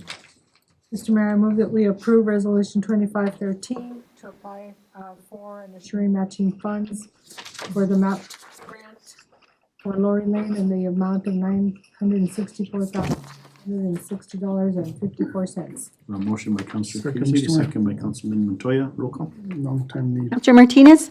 Yes. Counselor Casey? Yes. Counselor Montoya? Counselor Olivari? I have a motion by Counselor Casey, a second by Counselor Montoya. Thank you, Mr. Mayor. Motion carries. Moving on to item number 3, request approval to repeal Resolution number 2430 and replace it with Resolution 2511 to accept a grant offer from the New Mexico Department of Transportation Aviation Department and to secure matching funds in the amount of $70,884. Entertain a motion. Lopez. Mayor, I move that we request approval to repeal Resolution 2430 and replace it with 2511. Motion by Counselor Second, Mr. Casey, Mayor. second by Councilman Olivari. Roll call. Counselor Montoya? Yes. Counselor Olivari? Yes. Counselor Casey? Yes. Counselor Martinez? Yes. I have a motion by Counselor Casey, a second by Counselor Olivari. Thank you, Mr. Mayor. Motion carries. Thank you. Moving on to item number 4, request approval of resolution number 2512. This is a budget adjustment for the 2024-2025 fiscal year. We have our finance director, Mr. Morris Madrid.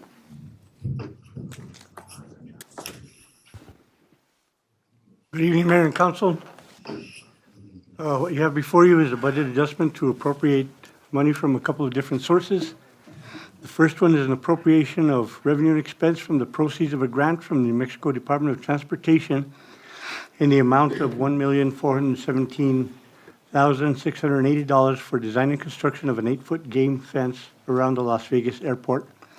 This includes the assurance of matching funds in the amount of $7,884. The second part is an appropriation of revenue expense from the proceeds of a grant from the New Mexico Department of Homeland Security and Emergency Management in the amount of $299,800 for the purchase and installation of Las Vegas fire station generators. The grants are in order. They have been granted. And this action is just to appropriate the money in our budget. Request your approval. With that, I'll entertain a motion. This is item number 4. Yeah. I move that we approve Resolution 2512, which is a budget adjustment request for items that have already been, Motion by Counselor Casey. Do I have a second by Councilman Martinez? Roll call, discussion. Did this go before the finance committee? No, it did not. It was considered time sensitive, so that plan and design could start. And Okay. these are a couple of those that I don't think we would ever consider rejecting, Counselor. Yeah, because I don't recall it going through there, but okay. Thank you, Mr. Mayor. Roll call. Counselor Olivari? Yes. Counselor Martinez? Yes. Counselor Casey? yes. Counselor Montoya? Yes. I have a motion by Counselor Casey, a second by Counselor Martinez. Thank you, Mr. Mayor. Motion carries. Moving on to item number 5, request approval of resolution number 2505, adopting an updated travel policy relating to the reimbursement and travel per diem and mileage expenses for public officers and employees of the City of Las Vegas while on official city business. Mr. Madrid. Mayor and Council, this is a housekeeping item to keep us in compliance with the Mileage and Per Diem Act. The Department of Finance and Administration are the authority here based on legislation. This is an annual thing that's done. This should have been brought to you in February. It got delayed on my desk because of some other priorities that we had. They're done at the beginning of the calendar year because the mileage rates are based upon Internal Revenue Service allowable rates. For example, if their allowable rate is 50 cents and we would allow 75 cents, 25 cents would be taxable. So that's why they're done on a calendar year basis rather than fiscal year. And we recommend your approval to stay in compliance. Entertain a motion. Mr. Mayor. Councilor Martinez. I'll go ahead and request the approval of resolution number 25-05.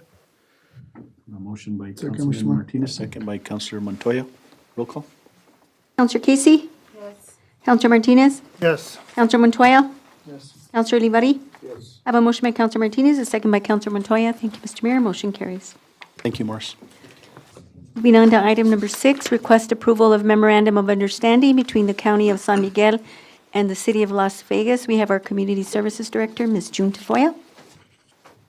Good evening, Mayor and Council. I'm here to request approval of MOA with between the County of San Miguel and the City of Las Vegas. San Miguel County has awarded the $75,000 funding to assist in the operations of all 3 senior centers. And this, sorry. We'll entertain a motion.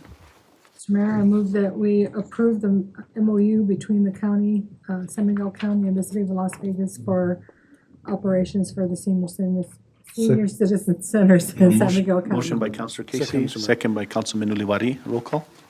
Counselor Martinez? Yes. Counselor Montoya? Yes. Counselor Olivari? Yes. Counselor Casey? Yes. I have a motion by Counselor Casey, a second by Counselor Olivari. Thank you, Mr. Mayor. Motion carries. Thank you. Thank you all. Moving on to item number 7, consideration to approve the proposed restructuring of the Executive Department's organizational chart by adding a deputy city manager. We have our city manager, Mr. Montgomery.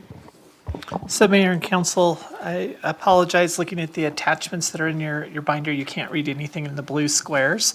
The first, the first org chart, I apologize for that. The first chart is showing the way we are currently set up within the executive office. We have the governing body in the top brown square, moving to the city manager position.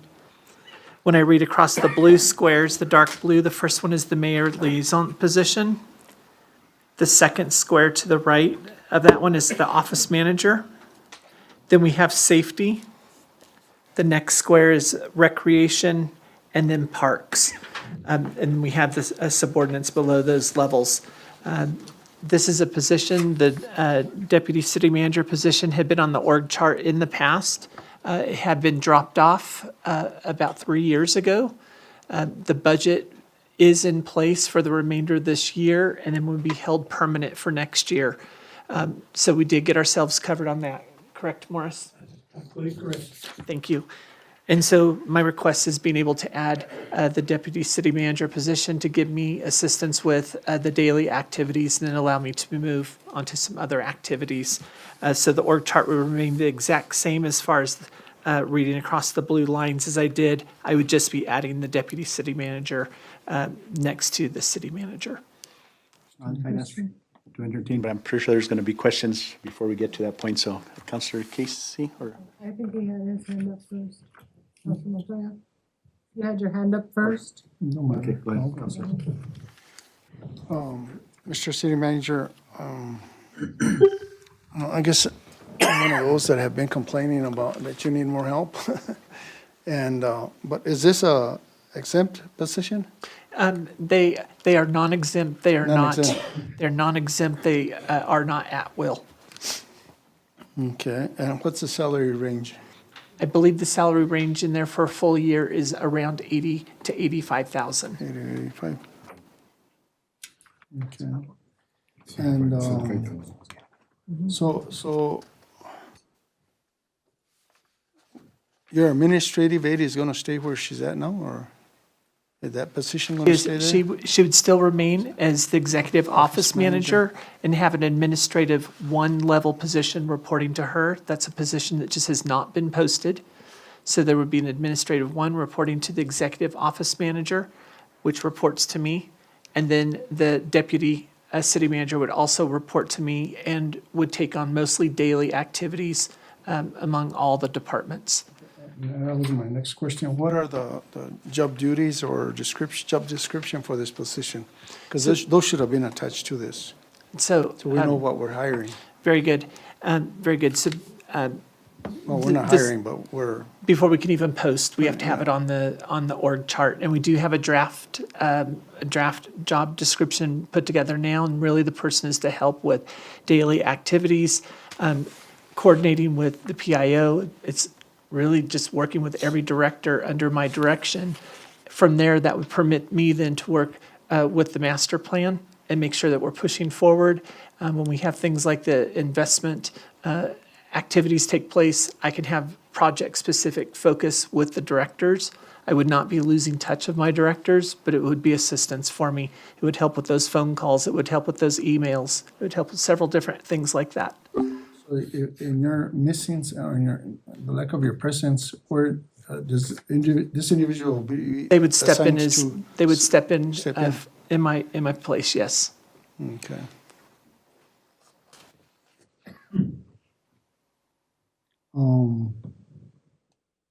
Okay.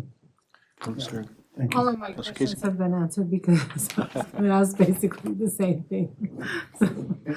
And to me, I think, and, you know, sometimes I feel that I think it'll also help the city manager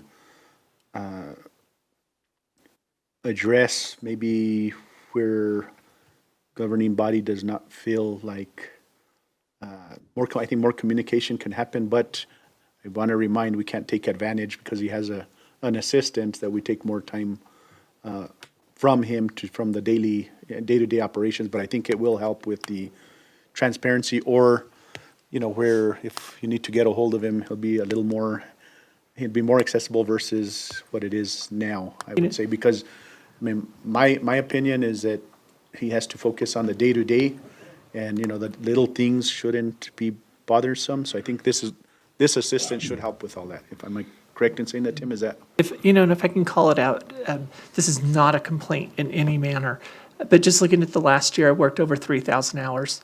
And of that time, almost 2,000 hours of it was spent in meetings. I'm literally in meetings from 8 to 5, and then I can only work at nighttime and weekends. And this person could really help, I think, balance out some of the meeting load and some of the project load that I feel is being neglected. Mr. Mayor, Councilman Martinez. I would like to move to approve the proposed restructuring of the executive department's organizational chart by adding a deputy city manager. A motion by Councilman Martinez. Do I have a second? Second by Councilor Casey. Roll call. Counselor Montoya? Yes. Counselor Casey? Yes. Counselor Olivari? Yes. Counselor Martinez? Yes. I have a motion by Counselor Martinez, a second by Counselor Casey. Thank you, Mr. Mayor. Motion carries. Moving on to item number 8, discussion, review, and possible action regarding fire hydrant functionality. We have our city manager, Mr. Tim Montgomery. So Mayor and Council, again, thank you for having me up here. There was a request submitted to me to really review where we are as far as our fire hydrants and how are they functioning, and is there need to ensure public safety. And so I did put together a quick presentation. I have Captain Atencio here. Mayor, Council, evening. They can also help us get me through this, because I don't work in this department directly, but I learned a lot to put this together. So the fire hydrant system, let me take you through what is currently utilized to be able to monitor our fire hydrants and understand the capacity of them, locations of them, and so forth. The fire department uses a system called First Do. It is an online web-based system. It's used between the fire department and the water distribution system to track assets. It tracks the inspections of our fire hydrants, tracks permits. There's administrative support behind it, which goes into the individual firefighters, their rate of pay and so forth, their trainings and so forth. But more importantly, it's the fire hydrant testing and maintenance requirements that are housed in this system. I pulled a couple just shots of the website itself to show what is there. Again, this is a database that allows us to have dashboards where we can go in and look at performance of the hydrants, of the timing for maintenance, repairs. It has a list of all of our assets in there, when the inspections were done, again, any invoicing that is related to the maintenance of the system. This particular screen is showing just a list of the hydrants themselves. It gives you the ID of the hydrant, hydrant address, the calculated flow rate in gallons per minute for each one, and then the facility ID for that hydrant. There's also an ability, the picture on the left is zoomed out, and it's just showing the city of Las Vegas and the population of hydrants from high level. The picture on the right is me zooming into the map of Las Vegas to show the number of hydrants in neighborhoods. You can continue drilling down in this system to actually start seeing street level. You can see the individual hydrants. You can see blue ones in there. You can see red ones in there. You can see black ones with a red X. What those represent then is blue hydrants has a 1,500 gallon per minute or greater flow rate. The green ones have 1,000 gallons per minute, 1,000 to 1,499 gallon per minute. Any red ones has 500 to 999 gallons per minute.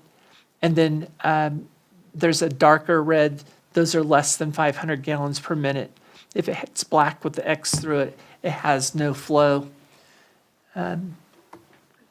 Whoops, sorry. I don't know what this little box means, I don't know how to move it. Basically, the hydrant system has no deficiencies. Sorry, real quick. Leon, is there a way, I know at one time we used to be able to see the screen here on our tablets? You guys can't see them either. Okay, okay, okay. We'll look in that in the future. Okay, go ahead, sorry about that. Well, at least you got the two big screens, so you Yeah. know I really did do this. So the point here is that we don't have any deficiencies as far as hydrants themselves. There are hydrants that don't work.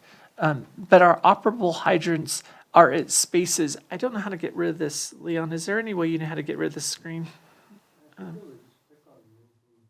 We're trying. There we go. Thank you. So the operable hydrants are spaced according to the city ordinance, and there's the ordinance 233-9. Hydrant spacing requirements are 500 feet for residential, 450 feet for light commercial, and 300 feet for heavy commercial. I wanted to also show in the system, this is just a screenshot showing some of the work orders.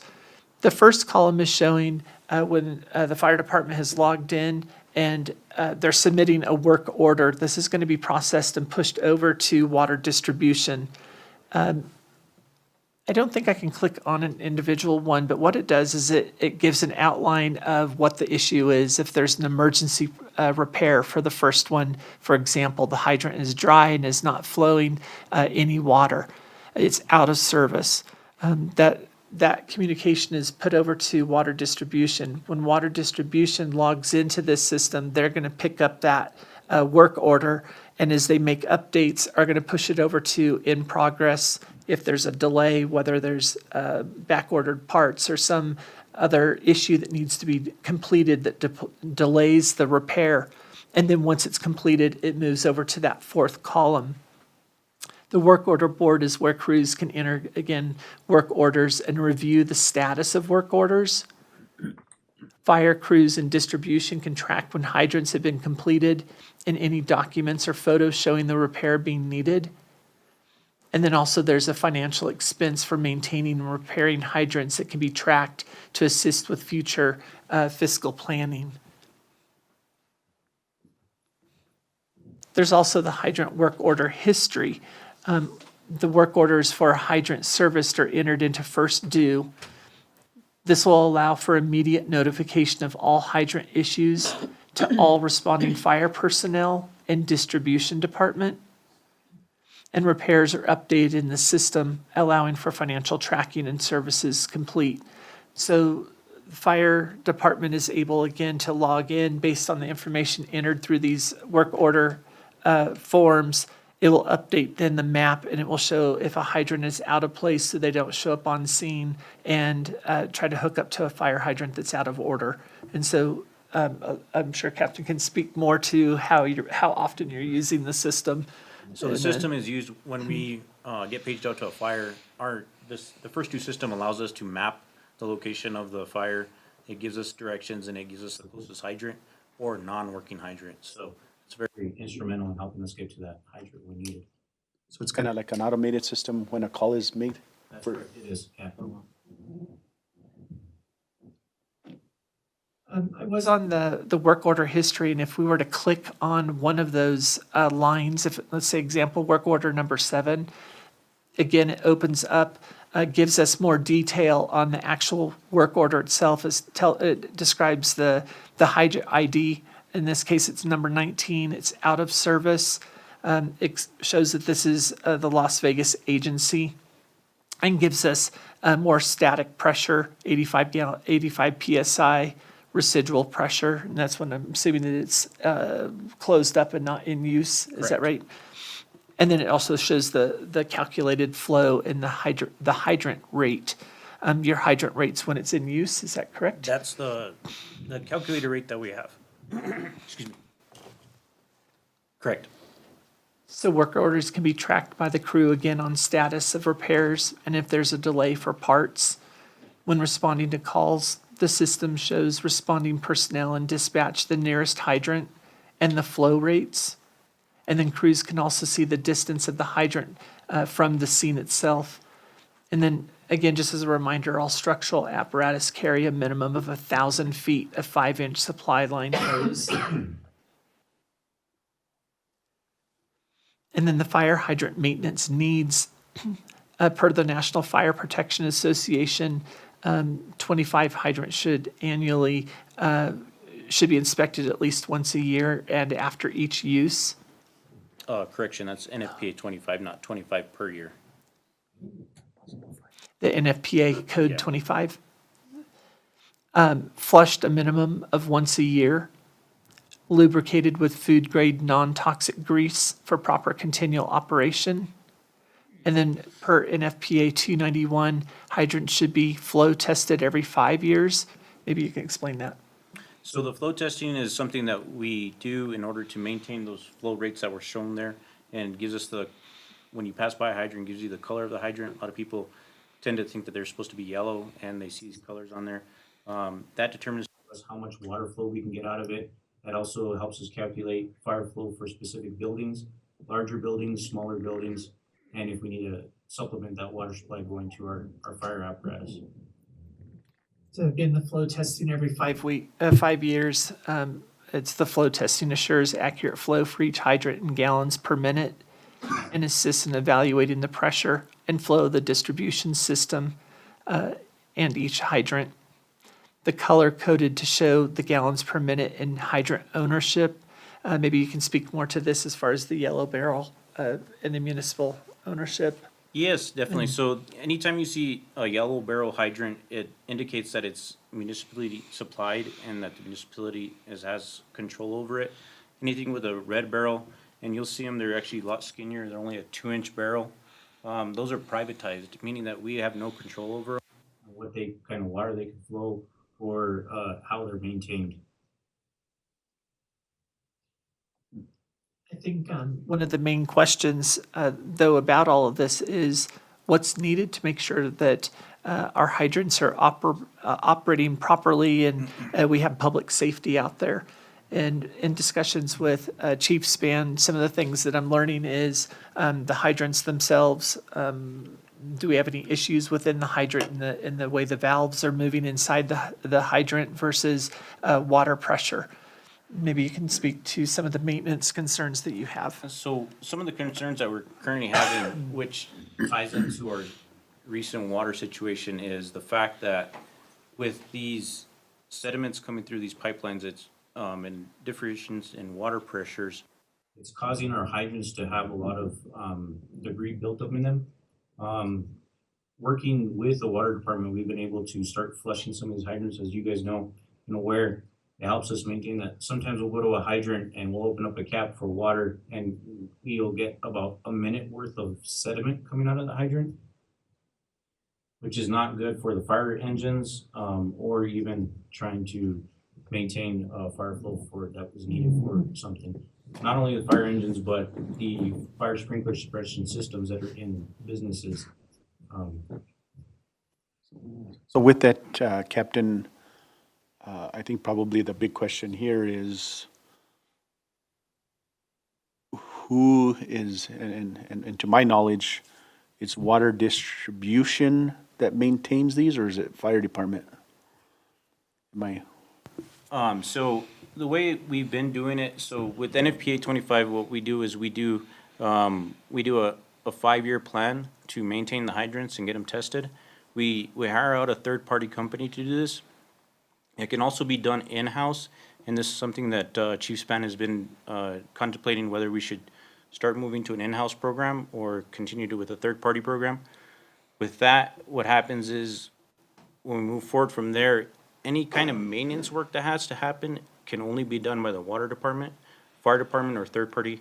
And I guess the water department can hire out a third party contractor to maintain those systems and help get them in order. But the fire department really has only to do with testing and making sure that testing falls in accordance with the NFPA standards. And I guess the other question, because I know we had a I think when it was even before SPAN, I think, and maybe after, but they gave us a list of, hydrants that needed repair, and I remember specifically asking, and I know distribution was following up on that, and that was with the previous water director. I guess probably updated, do we know where we're at with all of those in general? And then the bigger question is our public safety at risk in general, or are we covered within other hydrants within the areas? I guess that's the big questions I think that we would probably all have. So to answer that last question, is public safety in jeopardy? No, they're not. Our hydrant system and water distribution system is intact, and with the continually annually testing or the 5-year annual testing plan and the fire department's spontaneous testing of hydrants, we're in good working order as far as that's concerned. As far as inactive or hydrants that are not working right now, the last number that I checked, I think we're at about 26 hydrants that are out of service for various reasons, whether it's due to lack of water, which I actually think that's not an issue. Most of it's due to components that are within the hydrant. That's a big issue. Talking about that previous meeting that you had in the past, I forget who it was with, but this new system that we're talking about, this first new system, is really instrumental now about moving forward with progress. To give you an example, we had a hydrant on the corner of Collins and Mountain View that was leaking. We called it in and put in a work order on the system. The next day, water department had it fixed. Went that quick. I was very impressed. It was a really good system. Previously, we were dealing with books that were about this big, just trying to figure out hydrant identifications, locations, and stuff like that. That's the other good positive note about this program that helps us identify those locations of the hydrants. There was hydrants that were hidden behind trees and stuff like that. We had no clue where they were. And so somebody just was walking their dog like, oh, there's a hydrant, 3 years ago when I came into this council, that was my concern is that, and it was addressed. I mean, that we had a lot of fire hydrants that were behind trees or in the alleys that you didn't even know they were there and so forth. Yeah, they might be marked on your web or on a map, but when you actually go over there, I mean, you weren't able to see them. And now at least you can see it when you drive by, you can see a fire hydrant. But my concern was, we got a report last year that there was 43 fire hydrants that were non-operable. And I think, we have fundings available to replace that amount of fire hydrants. But did you get a cost on, do any of you have a cost on replacement of the fire hydrant and installation? I've been given a range, sir, of $1,300 to $2,500 per hydrant, depending on the size of the hydrant itself and then what size hose connects to it. And my understanding, the water department carries like 6 in stock all the time. That's correct. Usually they have so many in stock. The other, going into the cost per hydrant, it really depends on the size of the main water line that it's attached to, because depending on the location of the hydrant, we're talking about like residential areas, it's usually the smaller distribution portions of the water lines. And so it's a little bit easier to get to. The more commercialized sized ones or in the larger arteries of the city, those sometimes we've been talking to the water department and sometimes they have to dig down close to 20 feet to gain access to the main water line. It's been piled on so much times over the years. So, when the fire happened, I had asked Mr. Mayor and City Manager, you can attest to this, that we check into the sediment into the pipelines. And because it was gonna cause problems down the road. No, I didn't quite, at that time, I didn't quite understand, I mean, that it would be the fire trucks, that it would affect the motors and that. I didn't go that far, but that a claim should be done to FEMA and for that reason. But, you know, I would be in favor, Mr. Mayor and Council, to give direction as to go ahead and replace all the non-operable fire hydrants. Let's allocate some funding for it and let's get it done. I know that last year I saw a segment on television where a community down south, the legislature had allocated like $180,000 to a community down there. I don't know who it was, but they had 90% of their fire hydrants that weren't working. And they were old. And they were gonna lose the money. So the new mayor finally got on the ball and they got a contractor to go in and replace them all, you know. But I think it's time for us to be more caution and, about safety in our city. And if you know, when we're out of water, I mean, it don't matter how many fire hydrants we have, but when we're out of water is when we also need them because to pump out the air out of the system. And like you indicated, it's a bad deal when you're putting the fire trucks at risk to get water from those fire hydrants if they have sediment. And so is our homes, you know, in our showers and our tubs and everything else. But I think it's important for a safety aspect of the community that we have all those fire hydrants operating. I think we have funding to available to do that. So I would, if I have to make a motion to, in that form, Mr. Mayor, I mean, I wouldn't mind doing a motion if there's no more discussion. I think Travis had, did you have your hand raised or? Oh, I thought you had raised I it. think he was yawning because he's been working overtime. Yeah, he was confirming that. I was just gonna say, if it's 43 hydrants, you're gonna look at a budget of around $430,000 for replacement of hydrants.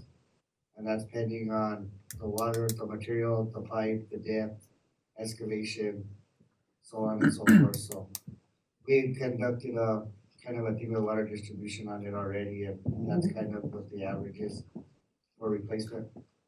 Oh, we have what, $113 million on interest? I mean, that's a drop in the bucket in comparison to a life or a structure or a business. So, I mean, that's, but thank you for the information. I mean, but you're indicating that there's only 26 of them, or 26 of them? So that cuts it in half, that cost. So with that, we can have action here, but I think the direction would be is find the funding, and Morris, you're the popular guy on this one these days, finding the money. So the direction would probably be is give direction for funding, finding the funding. Well, the funding is there. When you have $113 million in interest, I mean, that nobody's touching. I mean, that's available for whatever purpose. But I think we all. But I think there's also lists that you might have in here that you counted like 5 million in your list. I think the manager was raising his hand, Mr. Mayor. 2 million in interest, not 113. 2 million? We also need a lot of work at the treatment plant, so. Out of the 98 million? We've earned a little over 2 million. 2 million. That's unrestricted. The 98 million is restricted. Thought it was 113,000. No, 2 million, no. 2 million now. Yeah, well, 2 million is still, I mean, that amount to replace $26,000 out of 2 million is a drop in the bucket. Councilor Martinez? Mr. Mayor, I just wanted to ask a question in reference to if the city is compliant in reference to, the presentation did talk about distance, commercial and residential. Are we in compliance with that, or are we somewhat out of compliance, or does that need to be revamped as well? Counselor, that's a good question. We are not 100% compliant in that state only because our water distribution system, when it was implemented, is so old. We have some hydrants that are called steamers. Steamer's a very old hydrant, and back when they were placed, it was prior to the NFPA regulations that were instituted in municipalities. And so we're a little bit off on some of those hydrant placements. There really does probably need to be a good audit in the future to find out a good placement for a lot of the stuff. In addition to that, we've never had an issue when we've had to go somewhere and pull hydrant line where we're short and had to extend multiple sections. We've only had to do with what was necessary on the truck, which is a good thing. One of the other issues that we find that may be an issue that's out of compliance is the airport. The airport is another facility that actually we need to get a hydrant line up there.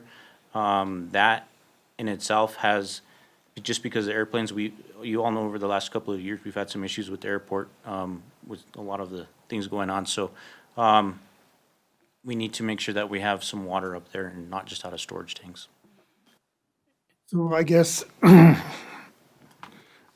well, I guess one of the reasons I'm asking is because I know that the city council, and I'm just thinking about this on top of my head, city council, councilors will be getting, their share of dollars to put into their ward.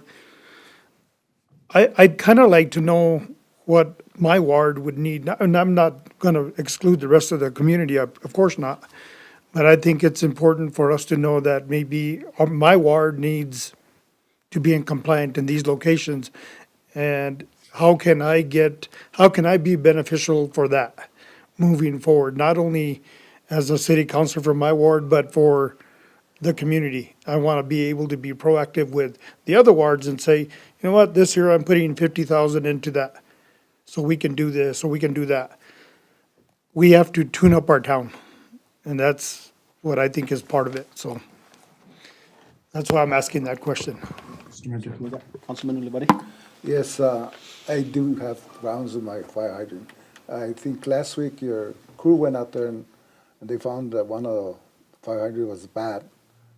I don't know when it happened, but I haven't seen anybody up there for like a year and a half. I know that you're trying to have these guys check these fire hydrants like once a year or something like that. I would flush them down now that we have these water crises. Maybe just flush them to see if you have a lot of settlement and anything. But this fire hydrant had been down for a lot of months, and we didn't even know. And there's like maybe 4 or 5, maybe 8 houses around there. But they did fix it. I want to thank you for that. Thank you, Mr. Manager, for doing that. And we'll go along. Thank you. What color was that hydrant? The yellow. Yellow. Yellow? Yeah, it was down for, I can't even. They found out last week because they went and checked the pressure on it, and they found out that it was completely, something happened to it. I don't know. I didn't get involved with it. One of the things I wanted to point out too is you guys may see some yellow hydrants around town, and they may be a brand new hydrant. And because our testing is every 5 years, there may be yellow hydrants that are not marked with either green or blue or red, whatever color may be indicated. So just know that that may already have been a fixed hydrant that hasn't been retested yet. So that's actually coming up probably here within the next year or so that we're going to be doing our 5-year testing again. Thank you. Councilors, what's the direction? Look for money and get it done.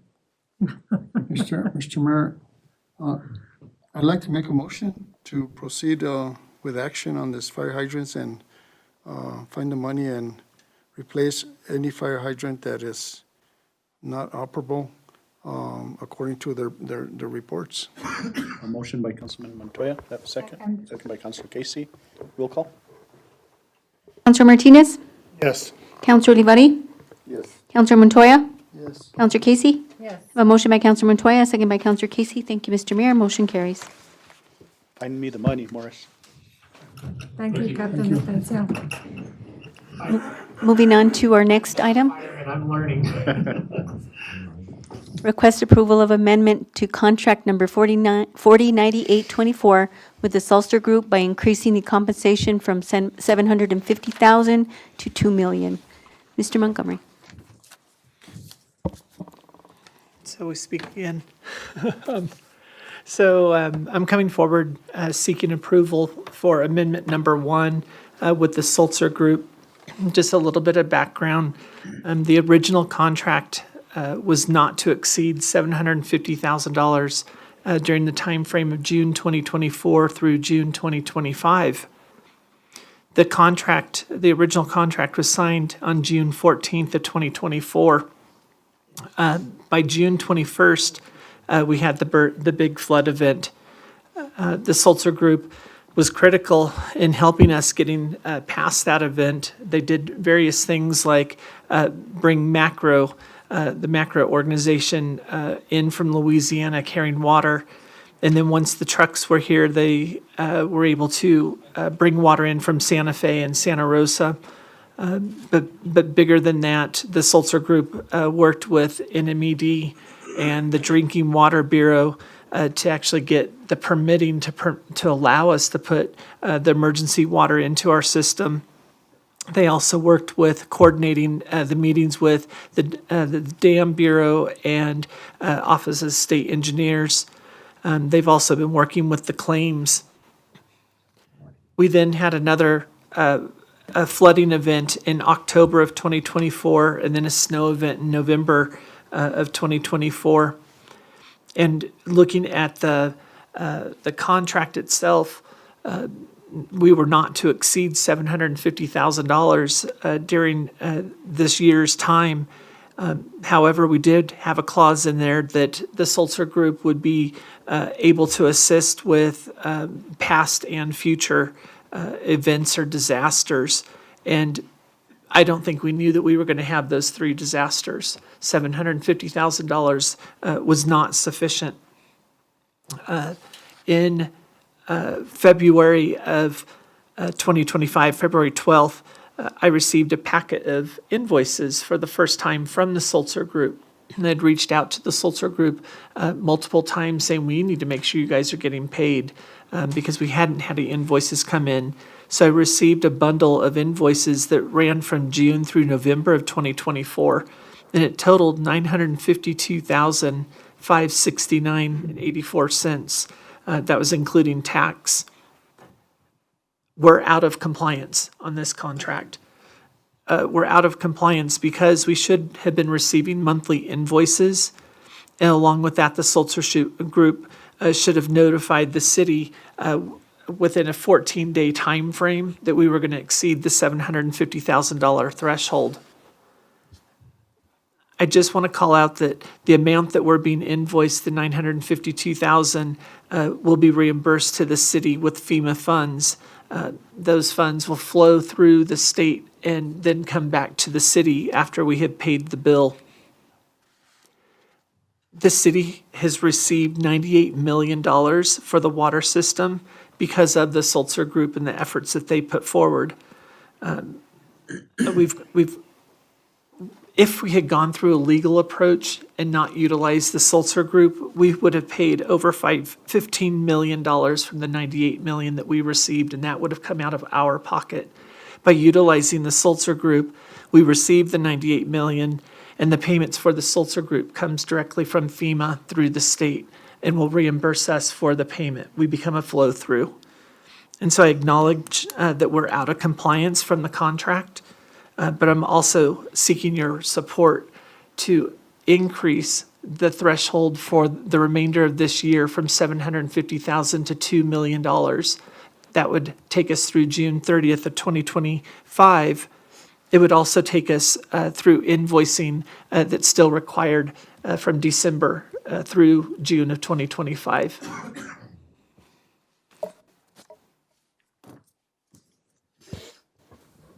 Councilors, I guess I'm just going to add to what Tim said. I think, I know that some of us, I included, I think Councilman Montoya had been asking about invoicing and where things were at, and I know that Tim did his best, and I mean, you gotta admit that Seltzer Group has done a lot for this, for us within what we've been dealt with.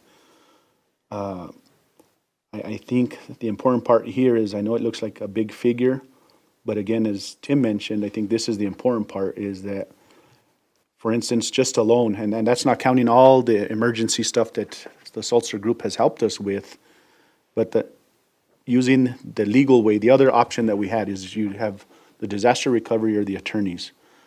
When we used the attorneys alone, it would have been 15 million right off the bat for that versus what we're paying for here today. It is, we did go beyond that. That's going to be a nick on us, but I think that we need to look at the broader picture on the help that we've received from it versus what the cost would have been going elsewhere or using the other alternative method. But, I'll, Mr. Mayor. Councilman Montoya? Sorry to be an outspoken person up here, but you know what? It really ticks me off.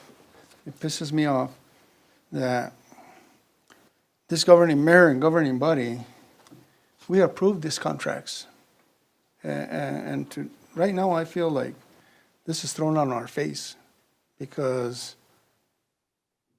we set a limit on it for a reason. And on this contract, it also states that we should be invoiced every 30 days. And I've requested since the fire happened about 3 months afterwards, close to 3 months after the fire, after the disaster, I requested that we get an invoice because I was wanting to know how much we're being charged and for what. And every month after that, I've been asking for an invoice. And according to our contract, it says that they're supposed to supply us with an invoice every 30 days. And they're not supposed to go over 750,000. And we've had a similar contract like this locally in town last year, that the same thing happened, and we didn't approve it because we weren't going to back pay anybody, and we weren't going to go over that contract, and it was illegal to do that. So I have concerns, and I know they've helped us out, Mr. Mayor. I know everything that they've done for us as far as verbally and visually, but I don't have no documentation at all. I have not seen any invoices as to any work that has been done. And I understand the whole scenario that they are going to be reimbursed by FEMA, and that's not my point. The thing is, at the end of the day, getting attorneys versus getting this group, at the end of the day, how much are we asking for from FEMA on the other projects other than the 98 million? It's upwards of 300 million. How much? 300 million. And what is the percent that Seltzer gets? They would not get any of that. That would come outside. They would get paid about 5% from FEMA funds, not from our funds. It wouldn't come out of the 300 million. Yeah, 5%. Yeah, 5% off the 300 million. Yes. Which is what? No, not off of it, not off of it. We get, if it's 300 million, we're getting the full 300 million. Correct. They're not getting But they're anything. getting 5%. Not off the money. No, but a FEMA money, right? A FEMA. So all I'm saying is they're getting their money's worth regardless. And what is this, what's the difference here, $250,000? Yes. Yeah, more or less, I think, to tell you the truth, they ought to swallow that because on this contract, they're obligated to come and report to us with an invoice every 30 days as to what they're doing. And to this point, we have not, if we approve this, we're signing a blank check.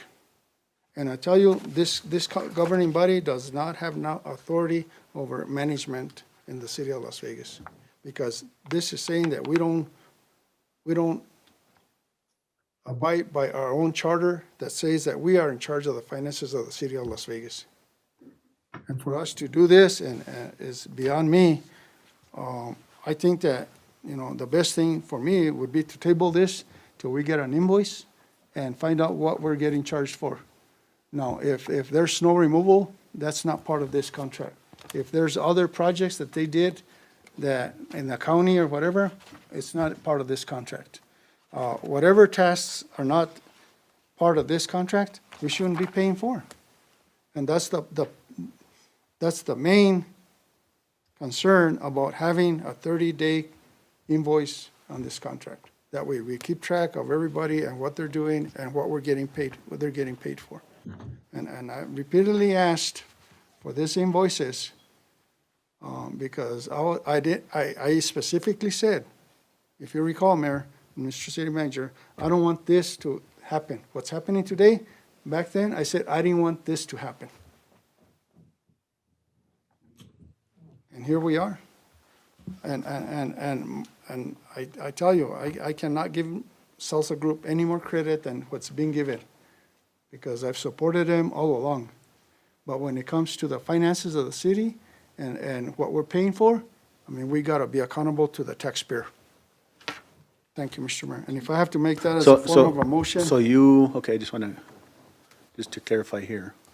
You asked 3 months after, but, and I've told you all this, councilors, if you have something that needs to be put on the agenda, put it on the agenda, but we waited till the gotcha moment, because I think, Tim, you got this invoicing, what, about a month ago? February 12th. Okay, so we waited till the gotcha to bring this up. Right, but we didn't know about that. No, I didn't know either, but I'm just saying, if he said 3 months ago, we could have put it on the agenda and at least had that discussion. 3 months. After, yeah, after. After the fire, 2-3 months, before 3 months, I had asked when we were at the fire station, I had asked, we need to get an invoice from these people. We need to know what we're paying for. And then the contract reads that every month we ought to be getting an invoice. P&M don't send you a bill for a year, they send you a bill for the year every month. And if you don't pay it, well, guess what? You're shut off. But for us to not go with this contract, that means this mayor and council don't have no, what for even bring it to us? He hasn't, I don't have it. I know, but can we get them? Yeah, I'm not sure. Mr. Mayor. Go ahead. Mayor. Counselor Casey, hold on, Counselor Casey. Okay, go ahead, Councilor. Counselor Casey is asking if you have the invoices that they could see. If you have the invoices, can you get them to us before next week, and we can put it on the agenda again for next week? That's what I was gonna recommend. So you have one invoice for 7 months? I received the stack. I have a summary page that was provided to me that shows by month and by fund category that comes out of FEMA. And that's what totals the 950,000. And then I have the individual invoices that shows the individual's name and the work that they did. And there's probably about 100 invoices there. Dates and so forth? Yes. Well, it'd be nice to see that before we pay a check, because I haven't seen anything of that sort. And I have not pushed. No. And I'm just curious, you're chairman of the finance? Yeah. Was this brought up in finance or just? No. Questions have been asked, Mr. Mayor, but without any invoices, we really couldn't talk about dollar amounts. Yeah, the finance committee has been asking, what's being done and who's paying it, where is it coming from, and how come we're not using the 98 million and so forth. They have asked questions and so forth. But it's like me, I've asked questions too, as I've asked for the invoices too. And I hope that those invoices have a description as to what was done and that, because I know I requested an invoice from one of the other contractors, and I'm telling you, it just had hours and manpower, and it didn't have no description as nothing of what was being done and what materials were being used and stuff like that. And it was paid, and it was over $1 million. And I'm not gonna. And Mayor, if I can also add, and Councilor, your questions were not put on deaf ears. I have been asking myself Yes, also for and I these. understand that. Yeah, and I think the complexity behind it was each project that's submitted into FEMA is funded out of different buckets within FEMA. I think it's taken them quite some time to even reconcile. So I think that was part of the problem. And I'm not, by no means, Mr. City Manager, am I blaming you for this? It's not your responsibility as to this contract. It's the responsibility of the consultant.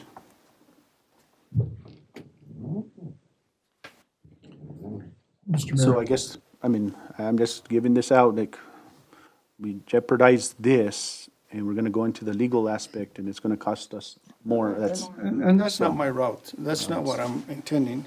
That's not my thing. My thing is that I think it's only fair that mayor and council get to see what we're paying for. And that's why I say, I make a motion to table this item till the next meeting. And so we have a chance to see the invoices and see what we're getting, if we're getting our money's worth or not. And I am sure that we are. But I'm not ready to just make a check and then for $2 million. Mr. Manager, do we have the time? I don't know how this is gonna hold out. Well, there's also, Travis, I guess, I know they're involved in some of the discussions with Drinking Water Bureau and other stuff that's going on now too, because a lot of the discussion that's happening now with the salt, and I wanna clear this up. There's this misconception with the Sulzer Group that they're running everything. The involvement with the Sulzer Group and everything that we're doing within the water treatment plant is to make sure that as any projects or anything are moving forward, that it can be tied, or there's the justification that Deb's knowledge with FEMA reimbursements, the language is proper. Am I correct in saying that, Tim? So I'm just wondering now, as we're moving forward, you know, is that gonna put everything, and then now we're not gonna have that guidance? I don't know. I mean, of course, I mean, it's a concern of mine too. I think that we've received good guidance and we're out of compliance on the contract. There's no doubt. Yeah, right. You know, there's no doubt. But I hear all the points. My biggest concern is moving forward. I think that they need to be held accountable for getting invoices in on a timely manner. I don't want to lose their services because I feel that we're at a critical point of having projects now reaching the final approval phase within the FEMA system and money will start flowing in. And my concern is that if we switch mode of operation, we're going to be paying 15% out of pocket for that money we receive. And that's my concern. The group has had really good contacts that I don't think any of us had as far as working with how do we get to Washington, D.C. and get approval on some of these projects that we couldn't get locally. I think things were expedited as quickly as possible through FEMA. I think they've been valuable. I think we all know that. You know, like I say, I hear the point of the budget, but I just don't want to lose them. Mr. Mayor, there is a motion on the floor, and I mean, this item couldn't wait a whole month. I mean, if we have a special meeting in between, it could be brought in that meeting. And in the same vein, Mr. Mayor, I think that the $202,000, $569.85, the difference. I mean, I think the city manager has the direction. I mean, probably even obligation, I don't know, to ask them to waiver that so that we can start a new contract till June. Because it's not our mistake, it's not our fault. It's, you know, it's not our, it's, if they waiver that 202, we can come back at that meeting. We have a motion to table till next week. Do I have a second? Second. Second by Councilman Martinez, Was the motion to table till next week. worded that way? The motion is to table item number 9, which is a request for amendment of contract number 1 for, 409824. I said till I next don't know why week. it has a dollar sign, but it's 4098-24 with the Salsa Group. So that we have time to, But till next week was fine, was that? Clear. If there's a special meeting or March 19th, whatever next meeting it is, we have. Oh, it's next meeting, next week. March 19th. Table it till next week's meeting, and, Roll call. and Counselor with- Casey? With us getting the invoices, so we can review. Well, yeah, so we Yeah. can review them for next week. That's part of the motion. Yes. Counselor Casey? Counselor Martinez? Yes. Counselor Montoya? Yes. Counselor Livari? I have a motion by Counselor Montoya, second by Counselor Martinez. Thank you, Mr. Mayor. Motion carries. Next, we have executive session. I'll entertain a motion for executive session. Mr. Mayor, Counselor? I will go ahead and move to the executive session in accordance with the New Mexico Open Meetings Act, NMSA 1978, Section 10-15-1 H2, limited personnel matters, discussion of the resignation of the interim water operator supervisor, and discussion on investigation of complaints against the human resource director. Second motion by Councilman Martinez, second by Councilor Livari. Roll call. Counselor Montoya? Counselor Casey? Counselor Livari? Counselor Martinez? Yes. I have a motion by Counselor Martinez, second by Counselor Livari. Thank you, Mr. Mayor. Motion carries.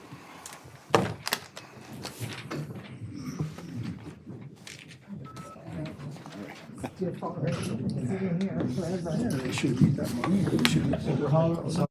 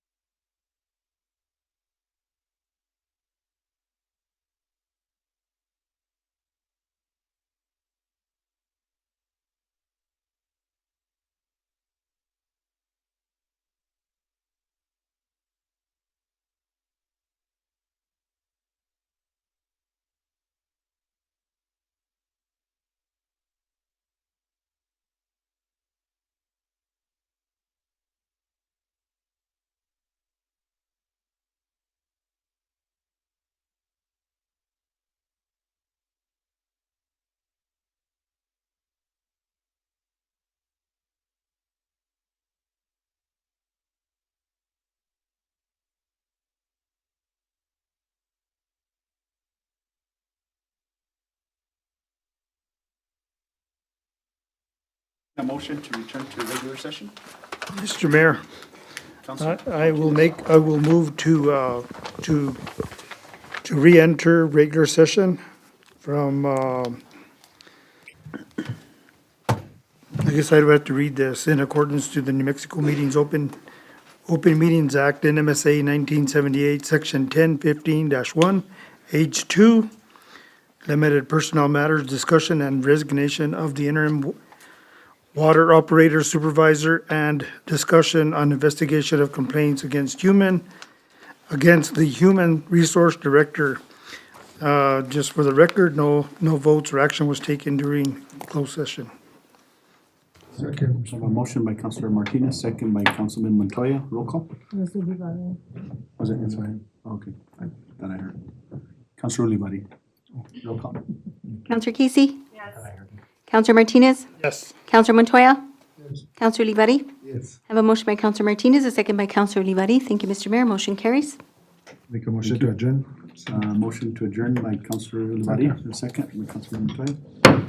Meeting's adjourned.